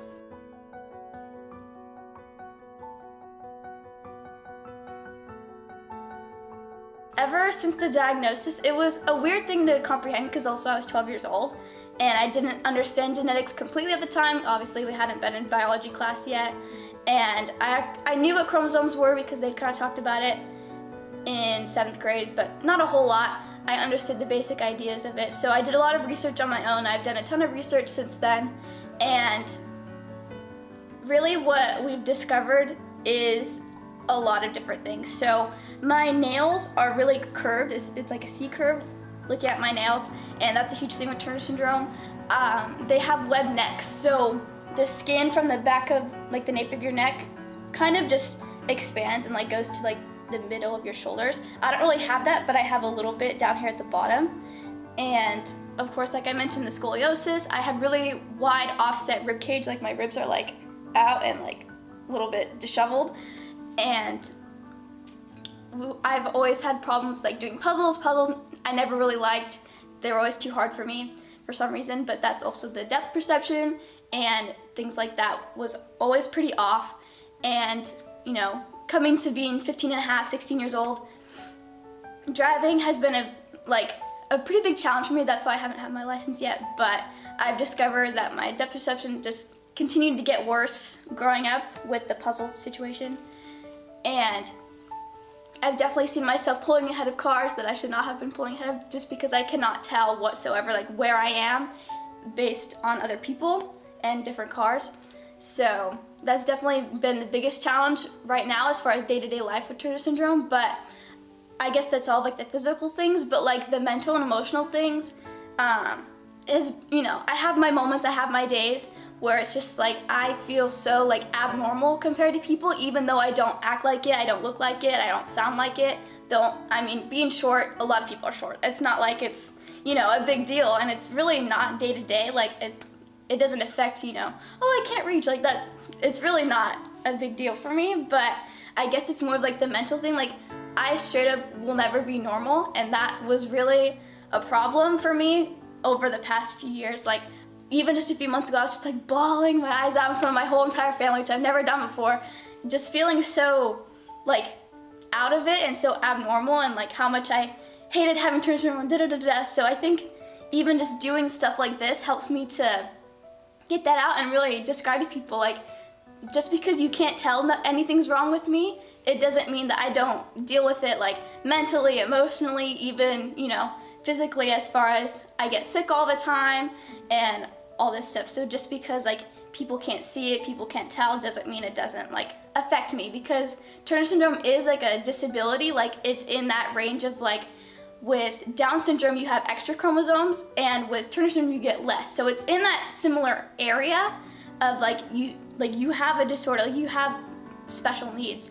And with Turner syndrome, you can be very high functioning, and that can be difficult because people don't understand. They don't, just because they don't see you acting like other, you know, disabled people do, it doesn't register in their brains, and so it's harder for them to empathize. And that's why I think me doing stuff like this is super important, because it also helps other Turner girls, because I found that I've made YouTube videos, my website, I've made all kinds of things that have reached people, which I think is super important because it's not talked about. People don't understand the whole chromosome situation, and you know, it's not just height, which is the only physical thing that can really be seen. Like sometimes with the web necks, like, okay, their neck looks weird, all right, whatever. Other facial abnormalities too, but it's not really seen as an issue. It doesn't disrupt their day-to-day life. It's not like, you know, they can't do anything because their neck looks funny.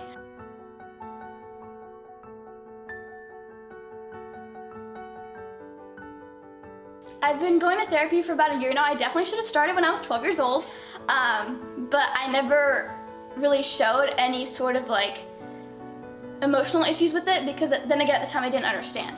I knew, you know, some chromosomes were missing, but I also didn't know the full extent to what that meant. And so I guess the whole idea of like not being normal didn't really register in my brain quite yet, up until like the last couple years. So I think that was a huge step, was going to therapy, trying to talk about it more. And it was just a big deal to start talking about it and try to take it day by day, because I'll get diagnosed with this thing, and like it can all be linked to Turner syndrome. Like it seemed like every little thing about me was about Turner syndrome, and I didn't like that. I didn't want that. And I didn't want, you know, to be the Turner girl. I didn't want to be, you know, a disabled person. Mm-hmm. and because that wasn't how I led my life for the first 12 years. And it was just a big difference between knowing something and like not knowing something, which is so weird because I've obviously had it since I was first conceived, since I was first born. And so it really didn't actually like change physically anything. It's just the fact of knowing that you're not normal was a big deal. So going to therapy, doing projects and things like that definitely have helped me to take it in stride.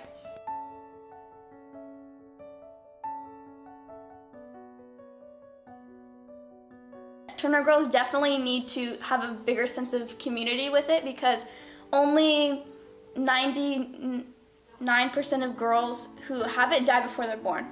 So the small percent of girls who are living is like astronomical, and you can feel very alone. So doing research, going to therapy, trying to find people online and stuff like that can really help you get through it. That's how I've done it. I made my first YouTube video about it when I was 13, so just, a little bit after I was diagnosed. And it reached quite a bit of people. The comments were flooded with other Turner syndrome girls, and that was a huge deal. It was just like, it helped me to understand that I wasn't the only person in the world that had it, even though I could see the numbers. I knew how many people in the United States had it. I knew how many people across the world had it, but it didn't really feel like it yet. I just, oh, they're so far away, like it's not gonna help me in any way. But thankfully through the internet and things like that, it just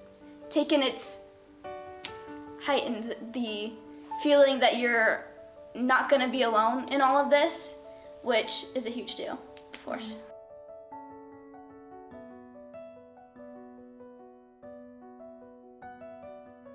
As far as affecting my future, Turner syndrome is definitely a huge deal with infertility.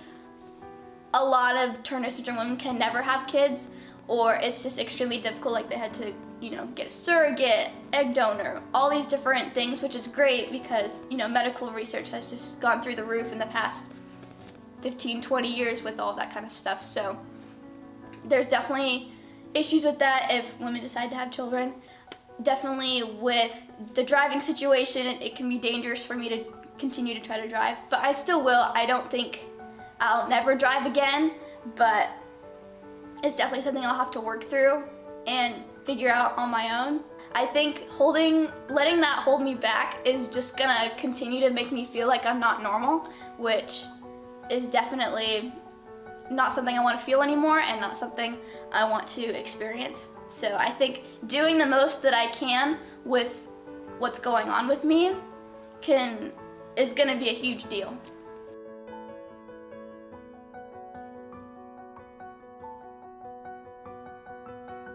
So to anyone who has just watched my lovely spiel about Turner syndrome, I want you to know that just because somebody has an invisible illness doesn't mean that they don't experience things on a day-to-day basis, whether that's physically, emotionally, mentally.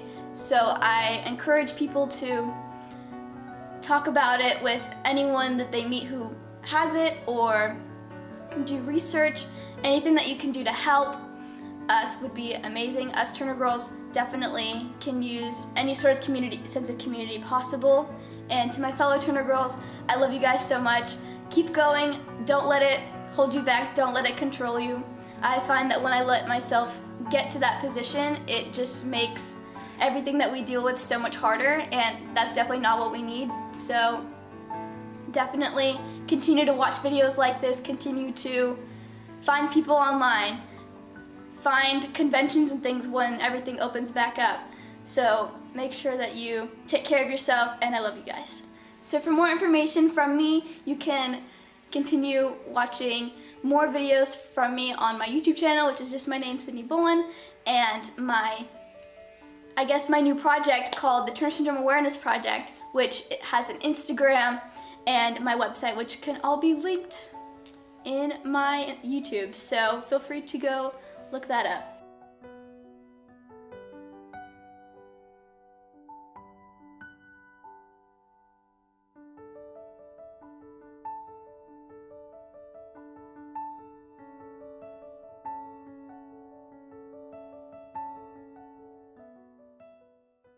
Dear friends, I have known that you were adopted for a long time now.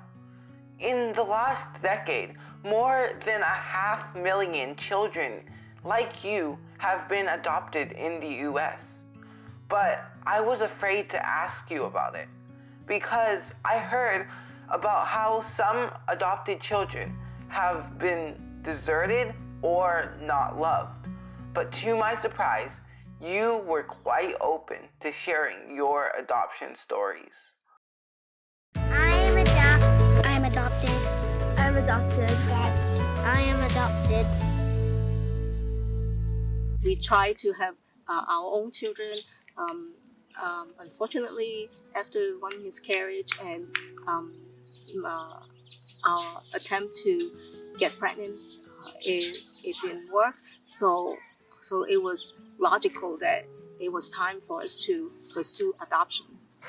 I thought of like the stigma of not having your own biological children, but then I thought like, well, actually every kid is a gift from God. So whether it's biological or adoption. Our adoption is the international adoption. We adopted from China. All I know is that when I was a baby, my mom dropped me off on a farmer's doorstep and basically ran away. And then the farmer took me to the adoption agency. So I'd gotten a call in October and they said, we noticed that you had checked Korea on your adoption list. And they had told me that the program opened up and that there were kids that were ready to be adopted. And as I understand it, his biological mother did not know she was pregnant. And when she delivered the baby at the hospital, she had put him up for adoption there. And then he was in the hospital for about 4 weeks before he went to foster care. There was this one time I was eating lunch with a classmate, and I told her mom that I was adopted, and she didn't really believe me until some of the people that knew that I was adopted told her that. After our second child, we decided to pursue an international adoption. We got our son from South Korea when he was an infant. He's now 15. Adoption is very special because I now have tons of opportunities in life, and I now have a family that I probably wouldn't have had if I wasn't adopted. And after that, we decided to get involved in foster care. So we have a daughter that we lived in Chico at the time that we adopted through Butte County Foster Care in California. And then recently we were trying to just do foster care, not adoption. And so we got a baby through Sacramento County, and she ended up staying with us and was adopted by us.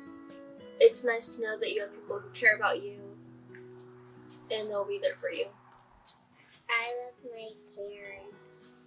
For fathers, I know there's always a lot of fear about that, or am I going to love the child and this and that. And I think that just from what I've learned in our story with 3 adopted and 2 biological is there's no difference. They're all your kids. I think it's pretty cool because we're a diverse family, but I treat them the same as my biological brothers. We believe strongly that we are adopted into God's family, and adoption for us is something that's pretty cool, pretty significant. It's always been a dream for me, a dream for us to show that same care, same adoption to someone else. He was 11 days old when he came to us. We went through the foster to adopt. The whole thing was like a 2.5-year process, I would say. Until it was finally completed. I've heard of people just making fun of them sometimes, or just telling them that they are adopted and make them feel bad. I guess I'd stand up for them and just tell them that they're normal and they have a purpose like everyone else, unique and special. It's because he looks different. People look at him differently. So they see, for example, I'm walking with him. We always take walks pretty much every day, and our neighbors are like, oh, they look at us and kind of stare a little bit longer than if he had looked exactly like. I went to some adoption agencies and facilitators to ask about what the adoption process is like for birth parents. A woman is thinking about making an adoption plan for her child. She's usually trying to consider, can she parent the child? Does she know someone who can parent the child? And what's the status of the birth father? It's typically in a time of crisis. It could be she is unemployed. She could be in an addiction situation where she's using drugs or alcohol. She could be homeless. Or she could be very young and just feel like she doesn't have the capacity to parent. There's a lot of misconceptions that women are giving away their children, when in fact what they're really trying to do is provide the best life for that child. And if she feels she can't do that, she wants someone to have her child have that opportunity. I've never worked with a birth parent that I could say did it because they didn't love their child. Or deserted them. His biological mom made a very, very tough choice. Whatever her reasons were, she chose to put Christian up for adoption. And for him and myself and our families, that was the best thing. In her tough time, she made a decision, but it turned out that decision brought Christian to us. We are totally going to be honest and open. It's not that your mom didn't want you. She was just struggling and she was having a tough time, and she loved you very much. Your mom wanted you to be in a family that was able to provide and to love you and to take good care of you, and that's what we wanted to do for you. I also found that there is a lot of support for the birth parents. But we as social workers also can provide, as much support as they want or as little as they want. So I can be there in the hospital room holding her hand while she's giving birth if she wants me to be. But if she doesn't want me involved in her adoption plan at all, she just wants to sign paperwork and be done with things, we respect that as well. As part of their adoption plan, we talk about what kind of contact they would like to have with their child and the adoptive parents after adoption.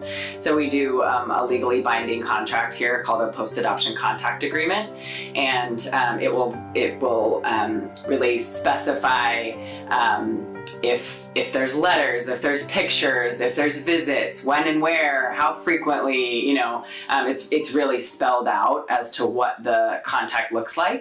Our daughter has a relationship with her biological sister, who is 24 years old, and her sister sought her out, reached out to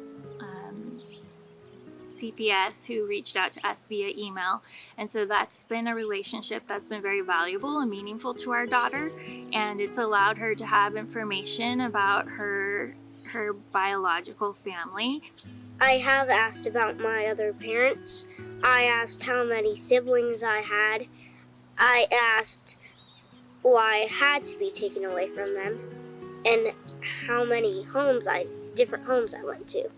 I have biological children and I have adopted children, and at the end of the day, they're just our children. It might be hard to imagine how it's possible, but it truly is possible that you love all of them the same. It's just, that love just grows. I would like you to support other people who are adopted by being nice to them. It's just really neat to see them grow into this little person. Hopefully they'll grow up and be productive members of society, and we're giving them the chance that they didn't have.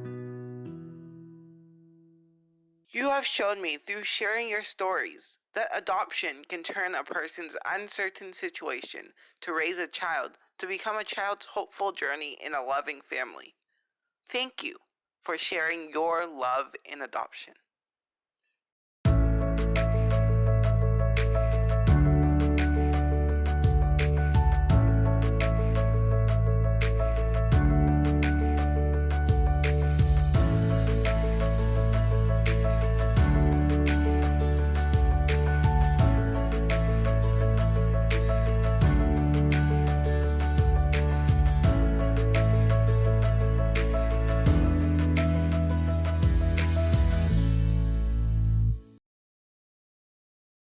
How many hours a day do you spend on your phone? If you're an American adult, chances are you spend around 3.5 hours on your phone every day. Not bad, but it's nothing compared to teenagers. My average screen time is like 8 or 9 hours a day. This week, it's 4 hours and 30 minutes is my average for the daily. Probably like 4 to 6 hours. Average of 7 to 8. Probably around 4 to 5 hours. I am literally always on it. I think it's like 18 hours a day. The average teenager spends about 7.5 hours on their phone every day. But why? Mainly, it's just interacting with sites that I enjoy. So a lot of like YouTube or like listening to music. Majority of the time is TikTok. If it's not TikTok, I'm usually watching anime. It's like I use it to talk to people or for art references. Is connecting with friends, listening to music, and creating art really all that bad? According to some adults, absolutely. There are hundreds of articles about how too much phone time rots your brain, how violent video games corrupt your mind, and more. These people assume that the issue is phones themselves. However, this situation is more complicated. It's not just the phone. The problem is social media. I usually use TikTok the most. Snapchat. I watch YouTube a lot. Instagram. Twitter, probably. I was on Tumblr for a little while. 90% of teenagers have used social media. It's how teens connect. Social media can be used for positive activities. It's fantastic that teens have easy access to social interaction with their peers, especially during quarantine when they don't have the option of going to school. However, statistics show that social media does more harm than good. On all social media sites, there's an overwhelming urge to be popular and fit in. Apps like Instagram and Twitter run on likes and comments. Like Instagram, you get likes if people, approve of whatever you're posting. And I think a lot of people find validation through that. It's human nature to seek approval from others. Let's take a look at Maslow's hierarchy of needs, an idea in psychology proposed by Abraham Maslow. This theory describes human motivation. Simply put, what drives us. The first two layers of the pyramid describe our basic needs: food, water, warmth, shelter, then security and safety. Just above that, we have belonging. Humans want to fit in and be approved of. According to Maslow, humans seek validation from social groups. In the absence of this love and validation, people can become lonely, withdrawn, and depressed. It's human nature to belong. Social media apps use this to their advantage. The like button exists to seek approval from others. According to a study conducted by UCLA researchers, teens receive large amounts of dopamine whenever they see more likes on their pictures. It's similar to eating chocolate or winning money. However, when teens receive less likes, they feel more strongly rejected and report more negative effects and more negative thoughts about themselves. In a study conducted by researchers at the University of Texas at Austin, a team simulated social media interactions with students. The study found that receiving less likes actually lowered the students' self-esteem. A second study using the same experimental task found that teens with the strongest negative reaction to receiving less likes were also more likely to experience symptoms of depression. As well as that, the pressure to receive likes and be liked can lead to insecurity online.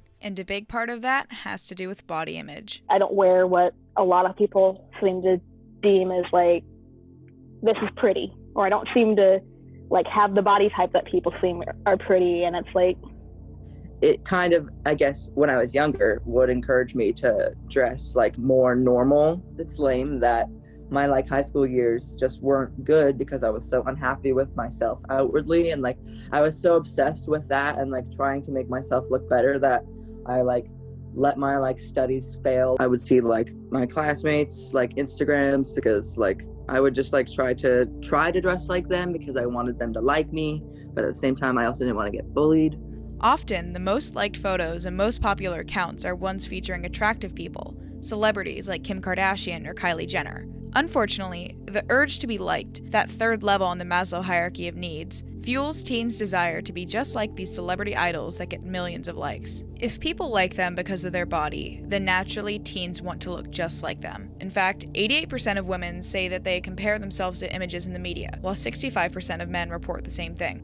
You can't really help but like compare yourself to these people, you know? Like I would like look at girls and I'd be like, wow, like if only I look like them, or I was tall like them, or skinny like them, and all that stuff. You may feel confident, but if you go and see somebody and you compare yourself to them, that immediately kind of takes down your confidence. However, social media is flooded with unreasonable standards. In the digital age, it's easier than ever to edit selfies using Photoshop or other apps. You can cover up blemishes, change your body shape, and more. Nearly 2/3 of Americans say that they edit photos before they post them. This can lead to disastrous consequences. According to Nia Chaudhry, a child and adolescent psychiatrist at Massachusetts General Hospital and Harvard Medical School, people end up creating unrealistic ideals for themselves based on what they see, and feel distressed when they aren't able to meet those ideas or self-expectations. This distress has been proven to manifest itself in the form of decreased self-esteem and poorer body image. Even worse, studies have shown that there's a link between social media use and the development of mental illness. Between 2009 and 2017, rates of depression among teens ages 14 to 17 increased by more than 60%. Rates of suicidal thoughts, plans, and attempts all increased significantly, and in some cases, more than doubled. This trend cannot continue. We need to do something. But is there a solution? Personally, I think the solution for social media would be to eliminate the things that make people want to download social media in the first place. So the likes, the views, the comments. There's obviously never going to be like a perfect world where everybody's happy, but I think that I know like I've seen a lot of like body positivity trends and like people just being unapologetically themselves, and I think just more stuff like that where it's like you see someone and you're like, wow, that's really cool, and then like you can kind of follow them and like just be yourself more. And I think that the more people that start to show like these little flaws, that I think that'll make it a little bit of a better place. The one that may first come to mind is banning social media. Social media kind of creates that dependency, and so if you really want to be happy and really like be in a good place, you're gonna like have to commit and delete it. And I mean, that's really hard, but like at the end of the day, like if you want to be happy, like you have to delete it, which is hard. However, getting rid of it altogether isn't the solution. As mentioned before, social media is a genuinely good tool for teens to connect, especially during the pandemic with no in-person school.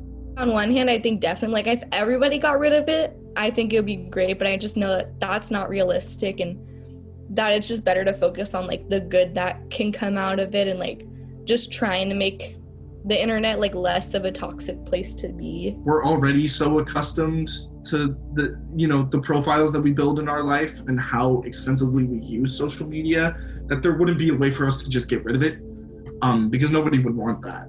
But clearly, something does need to change. Remember Maslow's hierarchy and the negative consequences of not being liked? Some apps are actively trying to find a solution to this issue. For example, Instagram is experimenting with removing likes on their posts. Users will still be able to like pictures, but the like count will be removed from public view. It's too early to see if this is helpful to the mental health of users, but it's fantastic to see companies attempting to solve this issue. The problem of unreasonable standards, however, is something more complex. The root issue isn't just perpetuated by social media. Before social media, TV and magazines pushed unrealistic bodies as well. This, too, leads to body dissatisfaction. As mentioned earlier, the consequences that result from this can include decreased self-esteem, depression, self-harm, and suicide. Did you know that more than 70% of people with mental health issues do not receive any kind of treatment or care? Almost 20% of high school students experience suicidal thoughts. Depressed teens are more than twice as likely to drop out of high school. There are extreme consequences for this mental health epidemic. They need treatment. According to a study by EAB, students are far more likely to seek treatment for mental health issues at school rather than a clinic. It is essential that we focus our efforts on making mental health treatment accessible. Schools are the best place for that. Referring to the report, schools are often under-resourced and underprepared to give students the treatment that they need. During an interview with the website Education Week, EAB Managing Director Pete Talbot said that, "We have a mental health provider shortage in this country. Schools have been thrust into this position, but they're not really resourced. In many respects, it's an unfunded mandate." The report shows that schools are failing at the following. 1. Identifying students with mental health issues early. 2. Taking advantage of partnerships with external providers. 3. Adequately reintegrating students back into the classroom after they have had a mental health-related leave of absence. 4. Combating the stigma of mental health. Much of mental health treatment is prevention. Reacting to students only after they are in a mental health crisis isn't good for the student or the teacher. Instead, schools should identify students early on and connect them with the treatment they need. In order to do this, schools should create early warning systems that help school staff identify students in need. They should have plans to help integrate students back into school after a mental health crisis. Finally, in order to combat the stigma, schools should have ongoing mental health awareness campaigns throughout the year. With these solutions, teens have the potential to avoid disastrous mental health consequences while still utilizing social media for good. Now I don't care what other people think of me. I realized that literally 2 years ago, I think I finally was like, wow, it doesn't matter actually. Wow, it really doesn't matter. It doesn't matter how many likes you get or how many followers you have. I learned now that everyone is beautiful in their own unique way. Yeah, sure, she might be tall and skinny, but I'm me and I'm not her and she's her. If you struggle with mental health or your body image, there are so many online resources to help. The National Suicide Hotline number is 1-800-273-8255. You can call for crisis counseling and immediate help. Text HELLO to 741-741 for the Crisis Text Hotline, which connects you with a crisis counselor who can provide support and information over text. Also, the National Alliance on Mental Illness is the largest nationwide mental health advocacy group with hundreds of state organizations, affiliates, and volunteers. There, you can find support groups, free education, awareness, and community.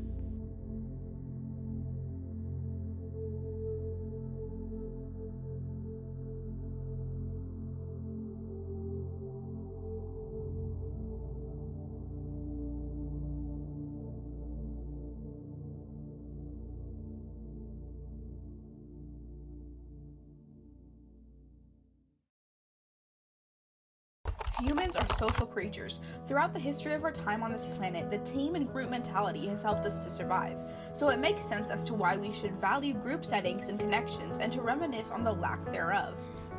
I sometimes feel like mental health can be an afterthought. And mental health is the cornerstone for our well-being. If we're not well emotionally, then that impacts the way we move through the world. Mental health conditions is not only one of those conditions where we don't talk about enough, but when you talk about mental health coverage, we actually don't, as a society, invest enough financial resources, human resources in mental health treatment capacity.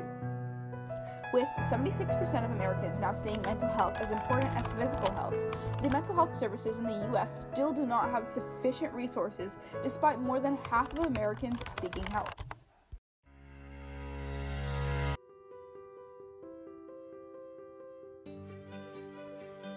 When it comes to funding and budgets that are created, whether it's federal budgets or state and local budgets, when things get cut, usually the first two things that get cut are education and mental health. And I think that does a real disservice to all communities. Although nearly $500 million have been allocated to mental health services in California in the year 2020, the federal budget has decreased funding. The Department of Mental Health, NIH, and CDC received a nearly $10 billion cut during the same year. The amount of financial resources we give for someone who is in the hospital for a heart attack versus someone who was being in the hospital for a suicide attempt, they're vastly different. My hope is that when it comes to creating county budgets, state budgets, federal budgets, that there was more money allocated toward mental health services. According to the National Institute of Mental Health, in the year 2017, 2.3 million adolescents, which accounts to 9.6% of the adolescent population in the U.S., were affected by a major depressive episode. 71% of these children will have severe impairment, and over 60% will receive no treatment. 17.9% will receive help from a health professional and medication, 19.6% will receive treatment through a health professional only, and less than 2% will receive medication only. These statistics only show those affected by depression among many other mental illnesses. The social connections that kids have typically are so important, not only to their general development, but also they protect kids from developing mental health problems after a disaster or any kind of crisis. The biggest issue with the pandemic is there's a lot of uncertainty. We really don't know exactly what's going to happen, and we've have an idea of how we think it's going to play out, but we don't really know. It's kind of like this one big opportunity for our patients to practice how to kind of embrace that uncertainty, accept it. It's not comfortable. So we are noticing people are afraid of getting sick. They're afraid of what could happen. They're afraid of what life will look like when they return to quote unquote normal, because our old normal is not going to be the next normal. It's going to be something altogether different. So all of this unknown causes us to create scenarios in our heads that then lead us down some paths that make us more nervous, more anxious, more worried, and more sad. There's this need to isolate ourselves to make sure that we create a bubble, that we only interact with people within our bubble. If you start talking about, hey, what's going to happen in January is making me anxious, and guess what?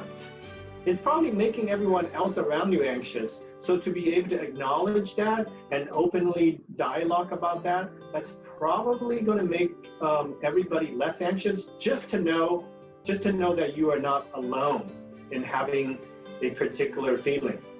I would say that creating more emphasis on mental health, creating opportunities for people to access services that are in need, also creating programs and access to care for people who don't have insurance. People who have insurance, they might have a greater capacity to access mental health care services, but people who are underinsured or not insured at all might have real difficulty with finding the care that they need. We're slowly getting more and more on that path of empathy and raising awareness around what specific mental health issues are and what they look like. I think it's important for people to have dialogue. And having dialogues is a good thing.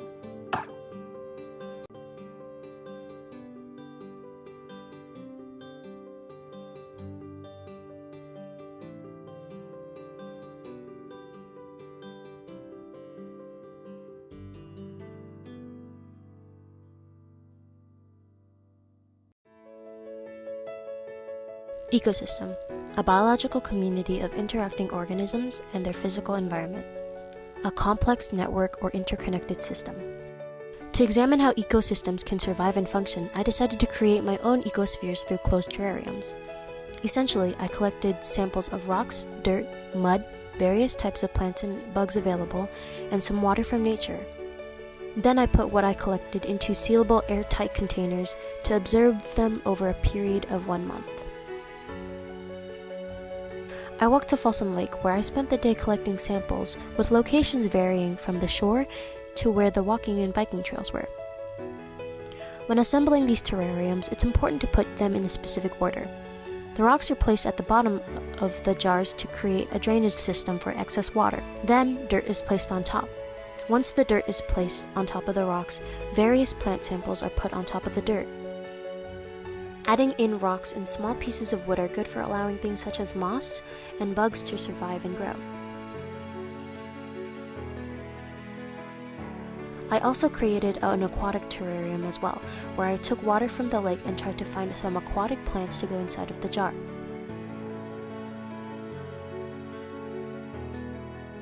Placing the jars in a partially sunny place is important as it needs sunlight to create condensation for the plants to survive.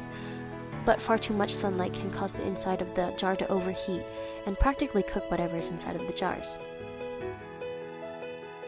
For a month I waited and watched over my do-it-yourself terrariums. There were many times where I wondered if anything was going to happen or whether or not anything lived inside of those jars. I was surprised to find that there were surviving environments within the jars. A warning ahead of time. There are images of insects and microorganisms that some viewers may find disturbing. I was astounded to see green algae and tiny microorganisms swimming around in the aquatic terrarium. There were also flying insects that resided on the cap of the jars. Some organisms were simply too small for my camera to focus on, but many were swimming from side to side of the jar when I found them. Here I found a small translucent worm climbing up the walls of the jar. As for my other jars, there were plenty of small bugs that resided on the cap as well, and the small plants that I had put in the jars were still all alive, except for a flower. The first law of ecology states that everything is related to everything else. What an individual organism or thing does within the ecosystem affects all other life forms. In the closed terrariums, the rocks are there to prevent rotting of the soil due to excess water, which allows the plants to thrive within the dirt, which then allows for oxygen to be created so that I wouldn't have to open up the jars. These terrariums are self-sustaining as a real environment is. The bugs are meant to help with any decay, and if there is decay, it would transfer its nutrients into the soil, making a whole cycle. It is a cycle of giving and taking. Each object has a purpose within the ecosystem, and it fulfills this purpose so that there can be a long-term survival. These cycles that are created are why ecosystems are successful. But why can ecosystems fail? A prominent unnatural factor that leads to an ecosystem failing is us. How do we affect the ecosystem? One problem that I kept running into while doing this project was that I found mounds of trash everywhere. It seemed like no matter how much time I spent picking up miscellaneous garbage, more and more seemed to appear. There are plenty of public recycling bins and trash cans for people to dispose of their waste. Even while assembling my jars, I didn't realize that I had mistaken the knot of twigs and fishing line for an aquatic plant. At the end of the month, I went back to the lake, and unsurprisingly, I found more trash. Most of it was plastic and non-biodegradable objects that animals could be mistaken for food. Folsom Lake is open to the public and is a beautiful place to relax and enjoy with the family, but it is also a place where wildlife resides. Although I couldn't pick up all the trash since I was just one person in a small area of almost 18 miles of lake, it still mattered to pick up the trash and correctly dispose of it. We are all a part of one ecosystem, all coexisting under one single sky, on one singular planet. We are all interconnected. Something such as pollution can one day affect every single living thing on this world. What we do matters. The importance of going green. But before we get into depth, what does it truly mean to go green? Or in more advanced terms, what is the definition of sustainability?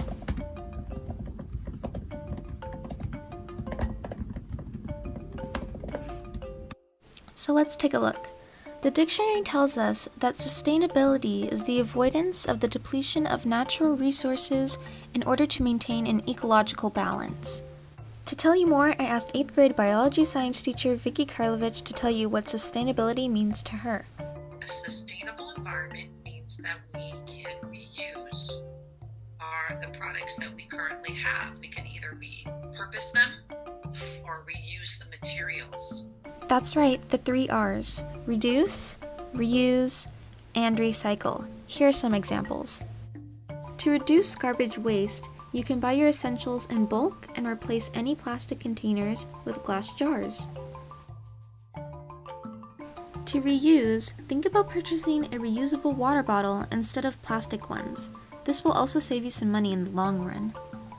Finally, to recycle, you can take your plastic bottles and cans to a local recycling unit and turn your trash into cash. Speaking of trash, one human is averaged to produce almost 2,000 pounds of trash per year. That's nearly 5.6 pounds of trash each day, and your trash ends up in places like landfills. Landfill waste tends to decompose and later produce greenhouse gases that you breathe in, such as carbon dioxide and methane. These gases are then transferred into its surroundings, creating an encompassing warmth around the globe, a term known as climate change. Climate change affects climate change. Climate change. Climate change. Climate change. Climate change is where you have greenhouse gases that will warm up the planet. Yep, greenhouse gases that are detrimental to your Earth, a popular one being carbon dioxide. But companies around the world are trying to reduce their carbon footprint.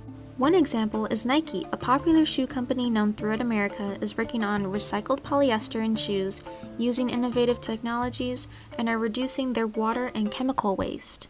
Another example is Starbucks, a large company using tactics like a plant-based menu, practicing water conservation, and using reusable packaging.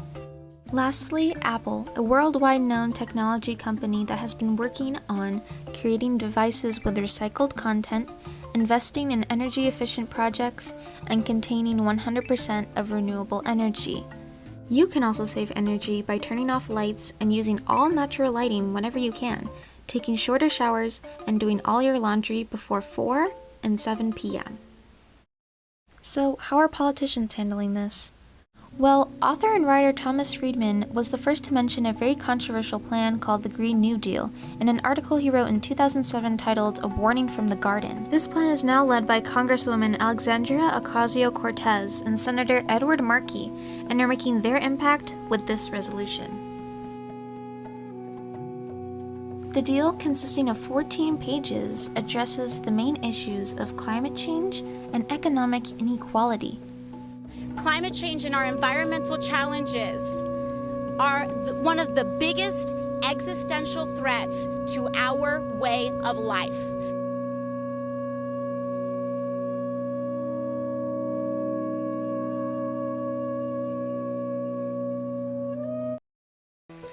Take a look at a piano. On first observation, its most defining feature is most definitely its arrangement of black and white keys. But why are piano keys arranged in this layout?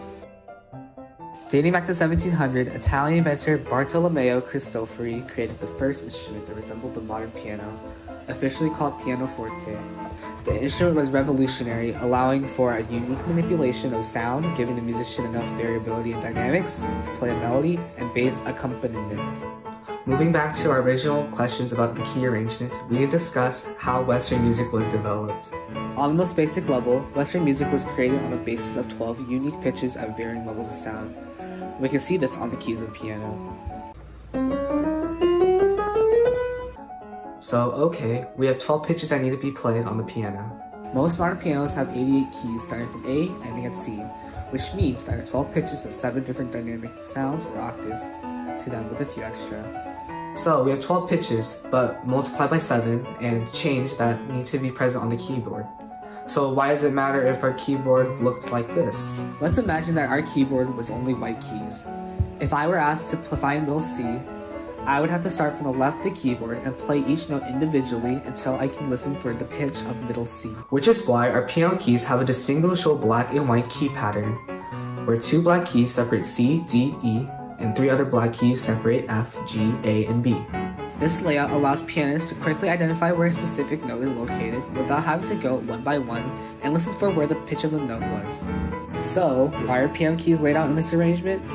It's to ease the difficulty of identifying pitches in tactile form.